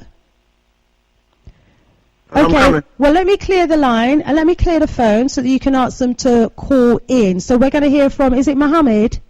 Yeah, Mohammed, yeah. Okay, alrighty. And just ask Mohammed to give us a call and we'll have the lines clear so that he can call in and introduce himself to the Galaxy family. Alrighty? Yeah. Alrighty, fantastic. So we've got a caller that's going to be calling in from Ghana. Is he based in Ghana? That's right, yeah. Yeah, okay. So we've got a caller that's going to be calling in from Ghana very shortly. So we're going to hold on for that caller, to allow that caller to call in. Please sort that out for us now, Brother Kwame, and we'll make sure the lines is free for that call to come through. Okay. So, thank you. Brother Akram, are you still in the group?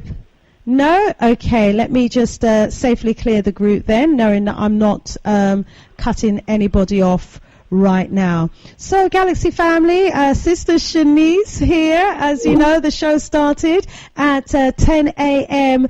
Today. What a wonderful and very interesting and interactive show it has been. At the top of the show, we heard from our brother Jamenyah, who is in Ghana right now. He's been networking with brothers and sisters on the ground out there. He's also, been following up on some investments that he made in a pineapple business, and it's done so well. He's now introducing that business to the Galaxy family, and he did a presentation about the pineapple opportunity in Ghana right now. And I said, how many acres? I think it was about 100 acres, and it's just grown to 110 acres of land, and it's all growing pineapple at the moment, and there's a huge profit that's in this business sector, and also huge opportunities for us to progress this business into juice making as well. So that's something that we're looking into, and there are many other business opportunities in Ghana as well that he's aware of. And he's going to be sharing more of that information with us along the way. So this is an opportunity for us to, get involved in doing business in Africa. Okay, so it looks as though Mohammed has made the links via our Skype. Now he just needs to give us a call. Let me send him a message and telling him to please call. So that we can hear from another brother in Ghana. Okay, so this is Kamil Mohammed. He's waving to us at the moment on Skype, and I've just sent him a message to call. So let's hope that he can come through very, very soon indeed. And we also heard from our brother Leader Bandaka, who was telling us about the importance of spirituality and how, spirituality is so intertwined really with our culture. Or what our culture ought to be. And he was saying that culture is the glue that holds us together as a people, and spirituality is an important part of that. And what happened to us, during our years of enslavement was that, that spirituality and that knowledge of our spirituality was actually, knocked out of our minds, and in place, we've got this enslaved spiritual culture that most of us, have been educated into and indoctrinated into. And so, we're now Christianized and Islamized Africans instead of the, African spiritual people that we ought to be. But you can listen back, okay? Okay, this is our caller. I think this is Camille calling through now. But if you want to hear the earlier parts of the show, if you missed any aspect of the show, then I'm going to be putting it up on YouTube, and it should be there probably by Friday or Saturday the latest. So let's go over to Skype. I think we've got our brother Camille on the line. Greetings, brother Camille. Is that you on the line? Yeah, hello, how are you doing? Greetings, my brother. I am doing well. Thank you for giving us a call. And how are you doing? Yeah, doing good. Fantastic. And so you're calling us from Ghana, yeah? Yes. Oh, right. And our brother Kwame has introduced you to us. But, let me give you the opportunity to introduce yourself, first of all, to the Galaxy listeners. Tell us who you are. Okay. My name is Kamal Mohammed, and I currently manage a company called CPI Training. We are trying to help skill up the Ghanaian people. When we realize that there is a big gap in terms of the skills requirement for the country and what is currently available, so we are trying to bridge that gap. So that's what my company does. I also do a lot of consulting, especially in the oil and gas industry. I have also done quite a lot of work with the Council for Scientific and Industrial Research. We've done quite a bit of research trying to provide the research inputs necessary for the country's socio-economic development. So, in short, that's Camel.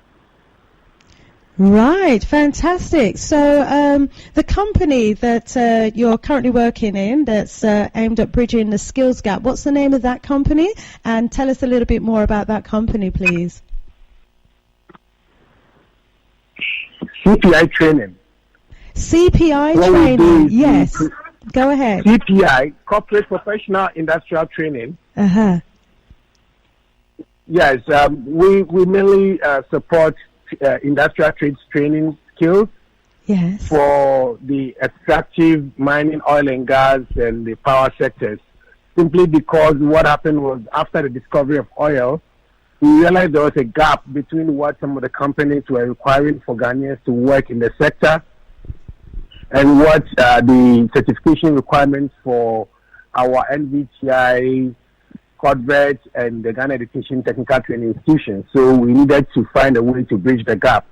And the best way to do that is to address the certification requirements that these companies require when people come to make these applications. So our company tries to provide all the specialized, standardized industrial skills right here in Ghana. And so we have partnership with quite a number of technical institutions, and we then bring in young people who want to work in these industries and provide them the necessary skills and then the certifications that then enable them to apply for these jobs and they get on board. Okay, so these mining extractive companies, these oil companies and the others that you've mentioned, who are the owners? Are these Ghanaian companies or foreign-owned companies that we're talking about here, out of interest? Yes, these are mainly multinational companies, but working in Ghana. Okay. So, for example, in the oil and gas sector, you have quite a number of the big players who are here, but what they realize is that some of the certification requirements for those that they want to work in the industry are not that available in some of our local training institutions. So they sometimes insist on bringing people from outside the country to come and work in these companies. And we try to minimize the importation of people by training people here to meet their skill requirements. So basically trying to minimize these expert workers who would come and do these jobs because they have the skills or they have the certification requirements, and then we train Ghanaians to be able to acquire those skills and then take the jobs and do it, especially for the industrial trades. And industrial trades, I'm talking about trades like welding, mechanical, electrical, electronics. These are the areas that are high in demand in these industries. So we specialize in providing those kinds of training. Okay, so where are these expats coming from? Which country in the main are they coming from to take these so-called high-skilled jobs that they're not going to be offering to Ghanaians unless they've got the so-called qualification? Well, the oil and gas is a very multinational industry, and the companies are located all over the world. Mm-hmm. And usually what happens is that when they conglomerate in a country, they rely on the companies that they've been working with for years to come. So, for example, if you have Exxon work in a country, they would have service providers, and these would be other large multinational companies like Halliburton, Baker Hughes. These companies are very huge. And these companies have workers all over the world. Mm-hmm. So, and they also have, people who can compete for the jobs that we have. And so, from countries like Philippines or Asia, you would find that they have people, and also from some European and the US, then they bring these people who already have been working in the industry for quite some time, and then they bring them on board, and they start to do the job right here in Ghana. And when our authorities try to say, why don't you employ the Ghanaians, they would say, we can't, simply because the Ghanaians do not have the certification requirements. And it takes quite some time to train people to enable them to acquire the skills that then help them to get the job. So for quite some time now, since the discovery in 2007, there's been an active effort. We've passed quite a number of legislations, local content laws.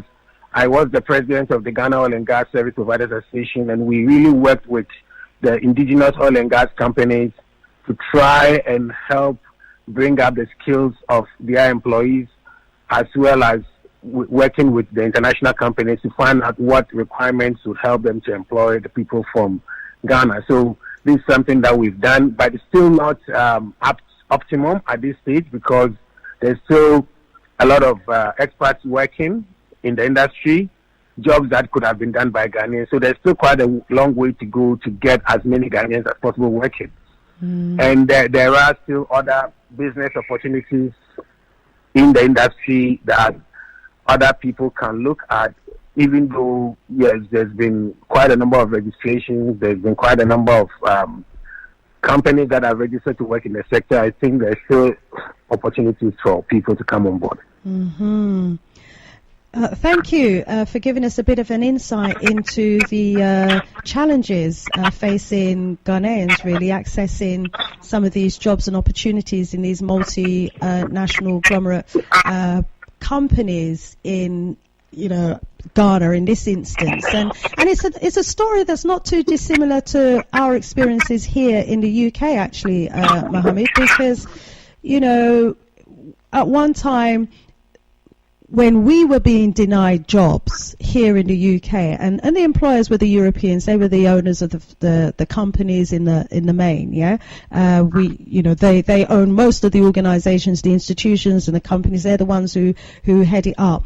And back in the 80s, I remember the big excuse was why they were not employing us as Africans was that, you don't have the qualifications, you don't have the skills. That's why, we're unable to employ you to do these jobs. So there was high levels of unemployment amongst us at the time as young diasporans living in the UK, and it got so bad that the young people being quite militant in their way, as we were during those days, rose up and rioted and all the rest of it, and made it so incredibly difficult for those institutions and organizations to function without actually incorporating, blacks and so-called minority into their companies, that, they had to change their policies. And so what started happening was there were initiatives to involved Africans in the workplace, and of course Africans were going to the schools, colleges and universities and were coming out with the same qualifications as their European counterpart, but were not getting the jobs as well. So it went from not having the qualifications to having the qualifications and still not getting the jobs. But then when the doors did open up after the rights and most of us started working in these institutions, these organizations and for these companies, we found that the vast majority of their people didn't even have the qualifications to do the work. The vast majority of their people were no more skilled than our people were. In fact, you know, a lot of our people, because we had to work so much harder, were more skilled and more qualified than a lot of their workers were. And what was going on in these organizations is that the managers were training up, you know, the supervisors, and the supervisors were training up their workers underneath them. So there was an internal training process that was going on. All most of them needed to be able to do was, you know, just be able to read and write and be able to cooperate and have, you know, workability skills. So it's interesting that I'm hearing, you know, that our people in Africa are being kept out of these jobs supposedly because they don't have the qualifications or the certificate.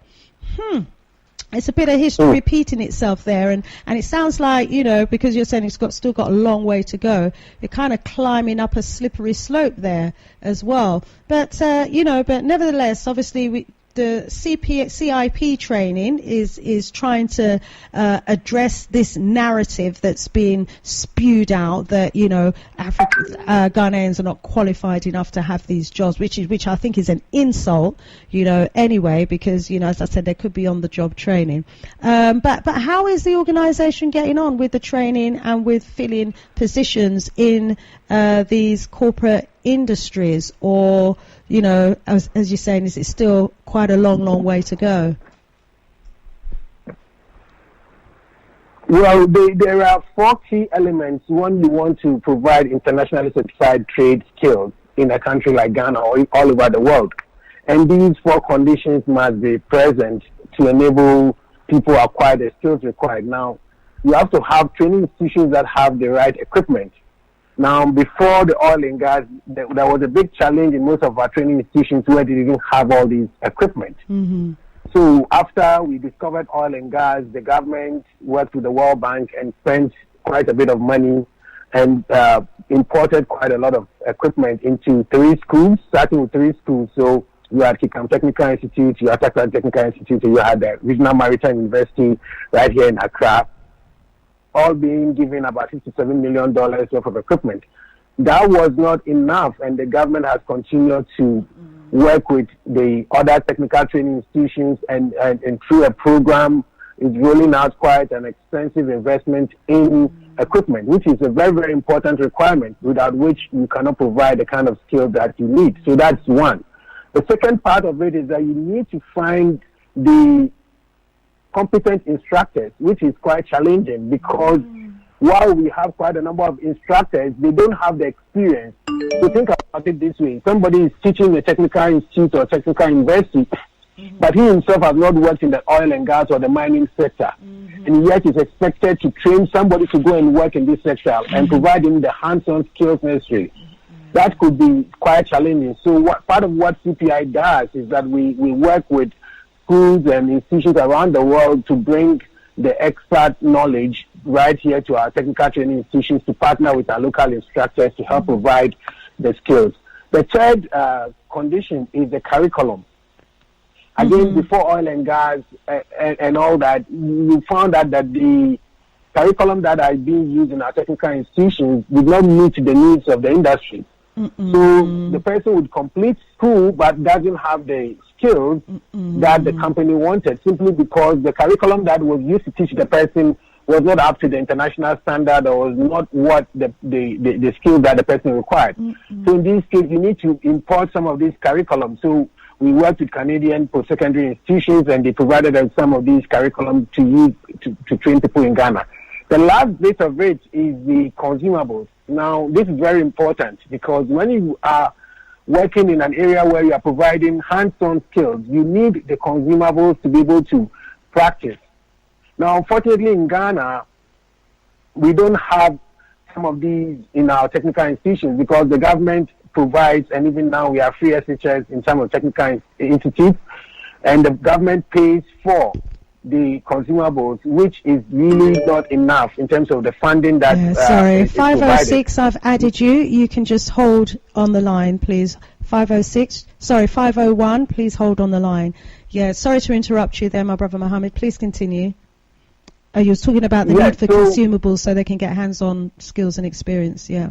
Yes, exactly. So now we needed to find a way to address these 4 areas that I've talked about.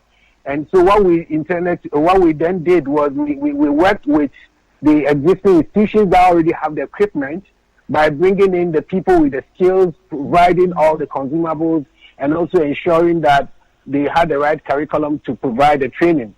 And to pay for it, that's a big issue because, government doesn't have the funding. We talk to companies and we encourage them to use their corporate social investment funds because they eventually themselves will need these people. We encourage them to use some of these monies and then they provide the training.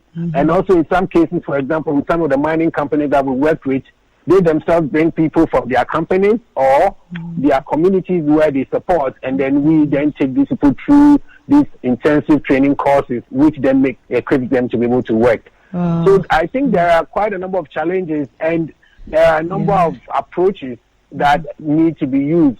One is, of course, the reform of the TVET system as is going on in the country, where government is trying to bring or align all the existing technical training institutions and bring them together.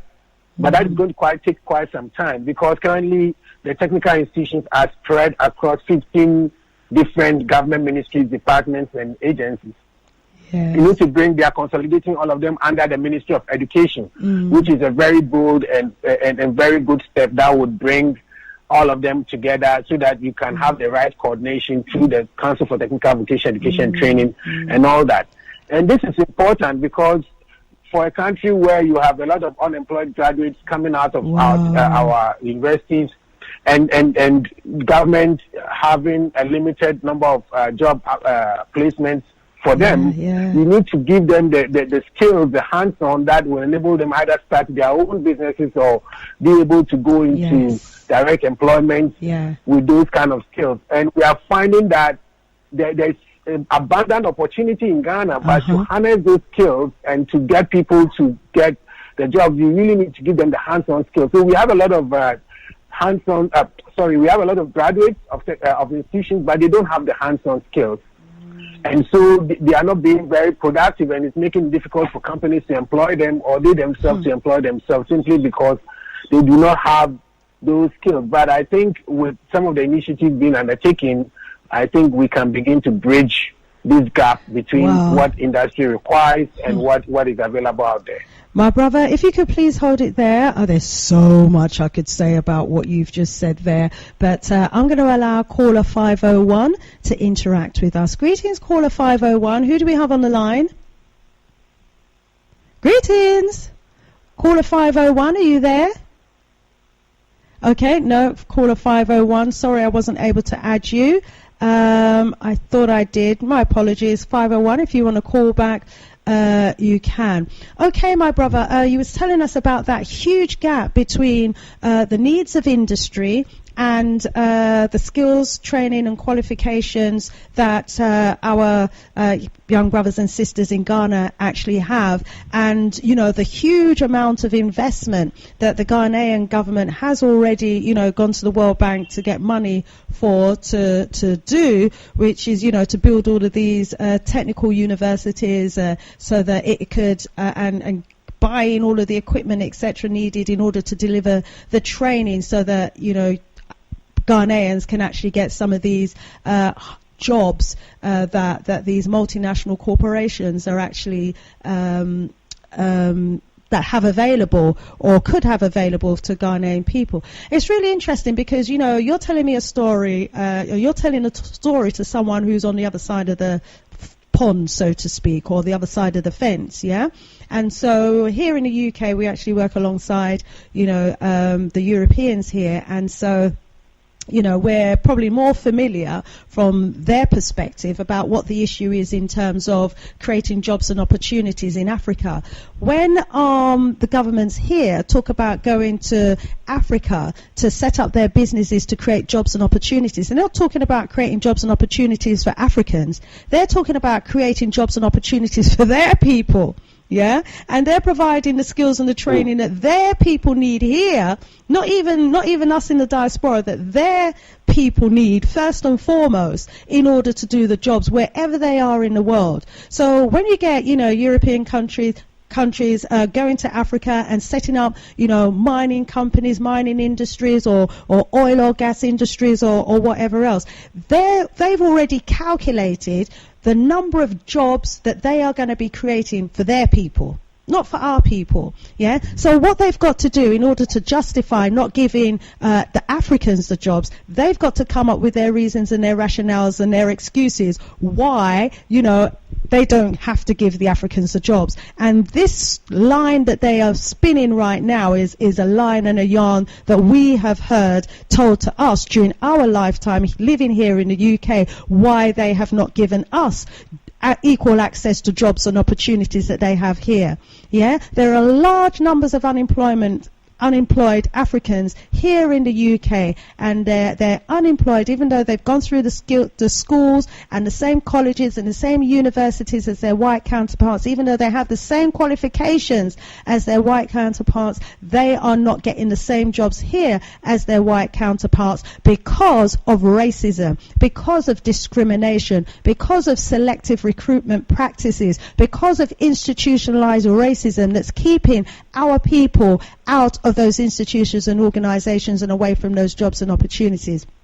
And the excuses that, our people don't have they used to be able to say that we don't have the skills and qualifications, but now a lot of our people are overqualified. So we even have some of our people who go for those jobs and are being told that they're overqualified for those jobs. Okay, so the reality is that, and it is really painful to hear that the government has invested so much money, in training to try and, enable, to try and equip their people to access those jobs that were not there for them in the first place. How long have they been spinning, our people that yarn for? If you understand my sort of colloquial talk there. How, my brother Mohammed, for how long has it been that our people in Ghana have been trying to upskill and equip Ghanaians so that they can access these jobs with these industries? Hello, are you still there? Okay, I think I shocked you into silence.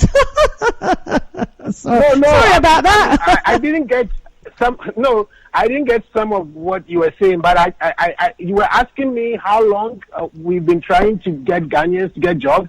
Yeah. Is that what the question is? Yeah, in the gas and oil industries and in these other industries that have been set up by these foreign companies. Oh, okay, good. I mean, for oil is relatively new. The discovery was in 2007. Production started in 2010. So let's say we've been 10 years in production. Mm-hmm. And yes, if you look at the number of jobs that we've been able to get, I should have the numbers somewhere. We could have done much better. And I think I share some of the sentiments that you raised about the fact that they use some of these strategies to minimize the extent to which local labor are employed. And one of the ones that we are facing and we find is that some of them come from different countries. And now, for example, a company comes from, say, UK. Another company comes from, say, Norway. Another company comes from, say, Italy. They're all European. And all of them have different... Yes, they're all European, but they claim that they have different certification requirements. So, for example, if I were to go and get trained and have, say, a UK City and Guilds qualification, this may not be recognized by, say, an Italian company. Yes, or they're playing one off against the other. The Norwegian company may say, well, the one we recognize is DNVGL. And an American company will say, we also recognize only the American Welding Society. So, again, you could see a sense of frustration on our side because then you are trying all the time to make sure you get all these certifications. So it's like they're dangling carrots. It's like what they do is they dangle carrots, yeah, and then they have us as Africans continuously jumping to try and catch the carrot, and every time you think you might get that bit of that carrot, they just move it a bit higher. But if you put the squeeze on, then they might let in one or two. They're very strategic in what they do, you know, and we really got to stop, you know, expecting, you know, people who don't look like us, don't like us, to be giving us jobs. Yeah, we've got to be creating our jobs for our people. We've got to be the ones who are creating the jobs and opportunities for our people. Yeah, creating the industries and utilizing the resources within our environment for our benefit, and not allowing others to come from overseas using our resources on our land for the benefit and enrichment and development of their countries, you know, and not even give our young people the jobs and opportunities. It's like somebody coming in your house, you know, and you have some valuables in your back garden, and you said to them, okay, you can mine those valuables in my back garden, but, you know, what I'd like you to do is to employ some of my children so that they can eat some food, you know, from the valuables that you're getting in my back garden. And these people, you know, who you've allowed to come in and mine the food, are saying, yeah, they can come in, but they need to have A, B, C, D, X, Y, and Z. And knowing that you don't have the facilities or the ability to be able to give them, you know, the requirements that they needed. But in the meantime, they continue extracting all of your wealth out of your back garden while your children are there hungry and looking on. No, you know, we've got to come to the point where we're saying, as you know, where our governments are saying, you are not going to be allowed to take, you know, an inch of a resource out of our back garden, out of our continent, out of our land, unless, you know, 60%, 70% of the employees are Africans. And we have to have, you know, those sort of requirements. That's the only language that these people will understand. They won't like it. You know, they'll try and reduce the percentages, but otherwise they'll continuously have us jumping for those carrots. Yes, sorry to burst your bubble there, but, you know, it's the reality. You made a very strong point about the need for us. Hello, can you hear me? Yes, I'm hearing you, my brother. Yes. So I heard you made a very good point about the need for us to have the right regulations or laws and the right institutional framework to protect our own people and to make sure people get jobs. For example, again, I mentioned the local content law in the oil and gas industry, and I remember when it was passed by Parliament.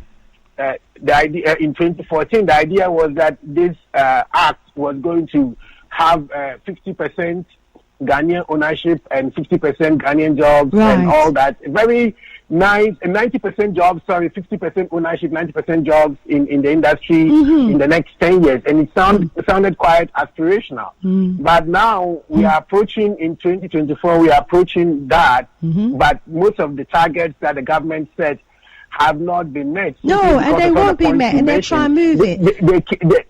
They keep moving the goalposts, in a way that makes it quite difficult. And they will continue to do that. We know that very well. Also, another area is another law that we try to use to, now we are trying to pass our own laws to say, look, we are not going to be chasing one certification after another. We are going to have our own local, what we call the Black Star standard or the gold standard in Ghana, which will be equated to, say, your international standards. And rather than we chase yours, when your people come down to work in Ghana, they need to have our own certification before they can work. I like that one. Now, yes. Flip the script. Yes. So this is a process that is started, and for the oil and gas industry, we are looking at setting up the institutions, giving them the mandate and the right frameworks and the auditing and all the things that they require to be able to start this process. Now, once that is done, that becomes much, much easier for us to be able to insist, because if you come and say, well, we need you to have this, and I would say, no, it's rather you need to have ABC, because we now have institutions in Ghana that are training to those requirements, and they are as good as anyone you would find anywhere in the world. And that is a very good strategy to be able to counter the other strategy of saying, well, I'm from this country and I only recognize certification from my country, and any other certification you need to go and take an exam. That's right. Also train up our people to take over. as well, these industries, because, they're the sort, rather than, because they're not about creating jobs for Africans, they're about creating jobs for their own people, first and foremost, okay?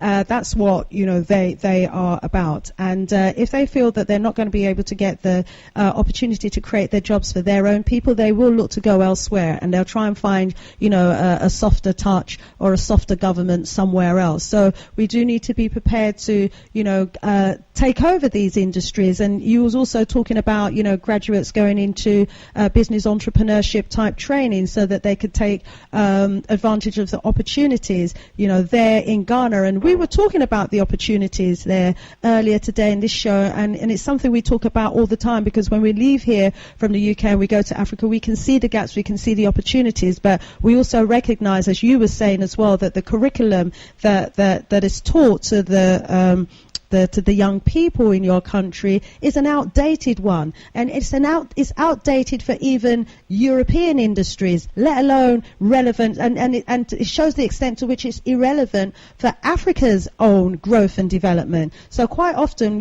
what we as Africans tend to be doing, I think, on the continent, and I'm just speaking from my own personal perspective on this, we look to see, what skills and qualifications we can get in order to continue serving, our former enslavers, rather than looking to see what resources we've got on our land locally, ecologically, that we need to be, focusing on getting the skills to be able to extract, refine, and, produce goods from. So that's how skewed, I think our education is. And so because our education is so skewed away from us actually looking at the, the ecology of our environment and the economic potential of what's underneath our feet, we're looking for people to come from China, from India, from Europe to come and create jobs for our people. This is 2020, time for change. So, let's talk about how we can be bringing about change. Now, it's 52 minutes after the hour of 1 o'clock. My show was supposed to finish at 1. I will finish at 2 o'clock this afternoon. I purposely stayed on because I know the next presenter isn't coming up because I wanted to hear from you. And my apologies the way the conversation's gone, because, from what I was hearing, I was just like thinking, what? They've got our brothers and sisters running around the marbly bush here. I can see the game that they're playing, running our people around their finger. But, there are opportunities. We've got a brother, Jamenyah, who's in Ghana right now. We were speaking to him earlier. Were you able to listen to the show earlier? No. Oh, you missed it. Oh, okay. Well, I'll put it up on YouTube so that you can hear. But we've got a brother named Jamenyah. Okay. He's actually in Ghana right now. Whereabouts are you in Ghana? Yeah, I'm in Accra at this time. Accra. Well, maybe we can put you in touch with each other. And, because I know that you are looking to see how we might be able to assist, your business in some way. And so there's only a limited amount of time, but maybe Brother Jamenyah can spend more time with you, getting an overstanding of your business as well. But just give us a little bit of an idea of, what sort of support you might be looking for from us as the Diaspora to help with your business, which is the training company. Is it the training company that you're looking for support for? CIP training? Yes, we are training. I think the key thing that the diaspora community can look at in terms of support, not only for my company, but generally for the country, is the investment that you spoke about. I think it's really important, because that has been the key with which the foreign companies have been able to dominate our economies, and has allowed them to dictate the terms by which the employment and other benefits, and they are able to dictate to our government how they want investments, how to make their own investments, and as a result, they are able to find a way to take all the capital or all the profits away after they make the money. So, and that is a big challenge. And I think one way to address that is to get people like yourself promoting what you are doing and continue to do what you're doing, to get more of our people to come and work with us, because I think there are quite a lot of opportunities. in the agricultural sector, in the oil and gas sector, in the mining sector. Yes. And these areas, even though we've been mining for the last several hundred of years, there are still a lot of opportunities that if we are able to change some of our policies and not allow the foreign companies to continue doing the things they are doing, I think some of the benefits will begin to come to Ghanaians. And again, for example, in the oil and gas industry, again, we need to change costs. We need to change some of the way we are dealing with some of the foreign companies. I like the fact that now we have a Ghanaian company that has made a discovery, which is a very good achievement. But we need more of these companies. We need more of them to replace the foreign companies, and then in that way you begin to see us harness all the potential that we have. Yes. And again, the other thing that I would say is that there is a big opportunity for training in Ghana, and I think people are underestimating the value of training or hands-on training. We have a lot of education now. In the beginning, we didn't have education. There's a big difference between education and training. And here by training, I'm really focusing on technical vocational education and training, because I see that while we've made the effort to train, to educate our people and to set up the universities and to set up the secondary schools and all that, the kind of education that they provide is still making most of the graduates still want to wait for the jobs from government and multinationals and all that. And so that has to change. And the approaches to do that is to really give people the entrepreneurship skills, but also the hands-on skills, because you find that they are the people who are able to really build this country. And I think if we're able to do that, we will be able to transform. Yeah, I'm going to put you in touch with our brother Jamenyah. You're speaking to his heart, because, you know, he's a qualified engineer, and I know, you know, his heart is to, you know, to be able to offer engineering skills training in Africa. And from what you said, you are already, you know, set up to deliver, you said welding, I think electrical and other hands-on type training. And technical training, I agree, invaluable. Entrepreneurship training, I know how highly, you know, our brothers and sisters on the continent actually value training, especially if it means that, you know, it's going to lead to them getting, if not a job, starting up their own business. But we've got to move away from this job, this job, staying just over broke, while, you know, the owners of the industries that we work for are making the millions, the billions and the trillions for their countries, you know. Yes. So we've had a good conversation. I want to thank you so much for taking the time to call in. We will continue the conversation. I know we're going to have a bit of a presentation from either yourself or from Lucy at Summit of Solutions as well. So I'm looking forward to that. And thank you so much for explaining, you know, to us as well how it is that these investors, you know, are where they are. It's because they're investing, so they're dictating the terms. And our governments at the moment feel that they either have to accept the terms or, you know, be denied the investment. So, you know, the diaspora, you know, if we develop and continue to grow on the continent to be, you know, investors in place of these other investors, what do? We give the jobs to our people. With the farming that we was just talking about, we haven't imported people from here to do those jobs. We had 40 people. Brother Jamenyah's got about 40, you know, local people working on the farms. You know, he's working with African farmers, and they're now looking at fruit production, juicing production. This is what we've got to be doing, you know, and let's do more of it. So thank you so much for making the links. We'll probably continue the discussion down the line.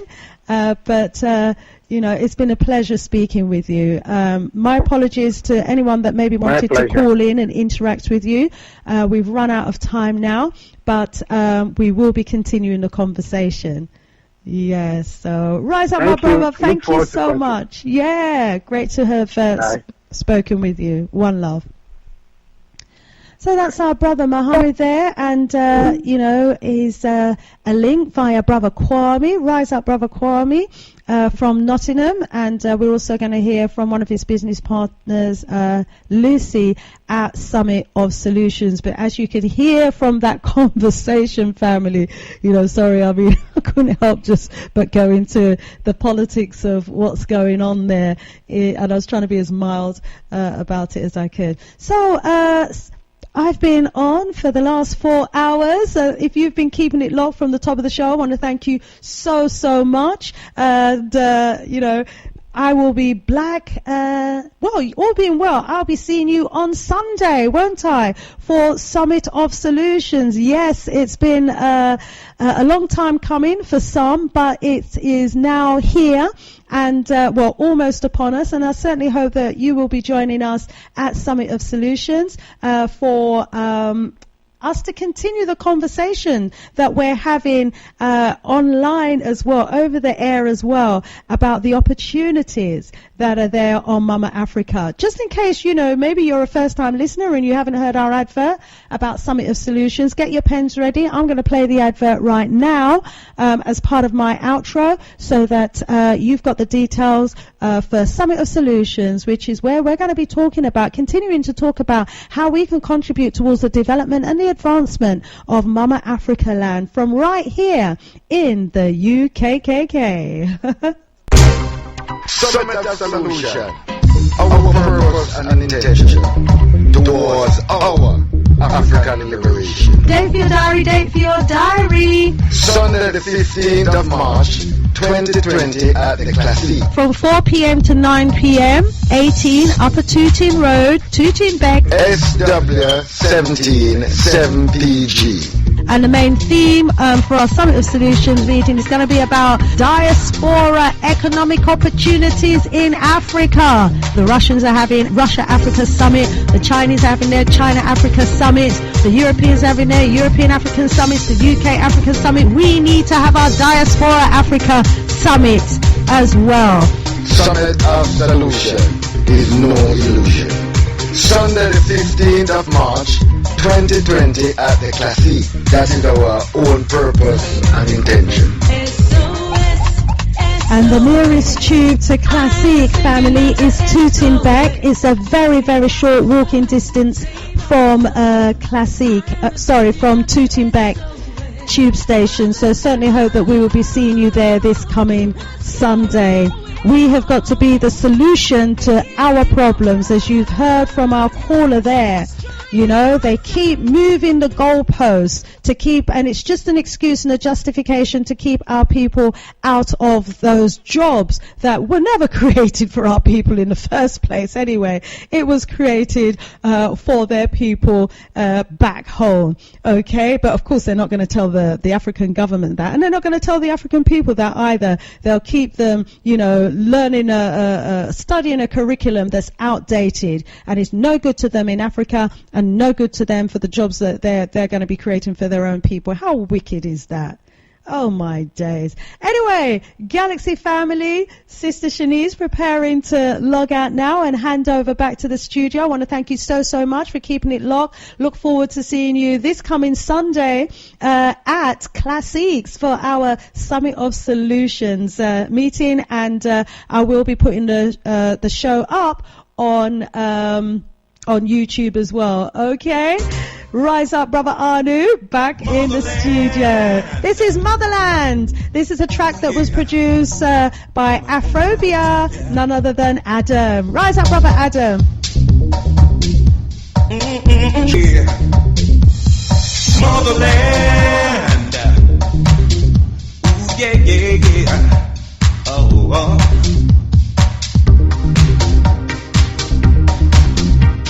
Yeah, I feel it. Yeah, motherland. I'm coming back home. Motherland. Ooh, yeah. I'm here. Yeah. There's times I'm feeling oh so strange, and I can't see why. It's like I've been taken to a place where the spirit spirits fly. Yeah.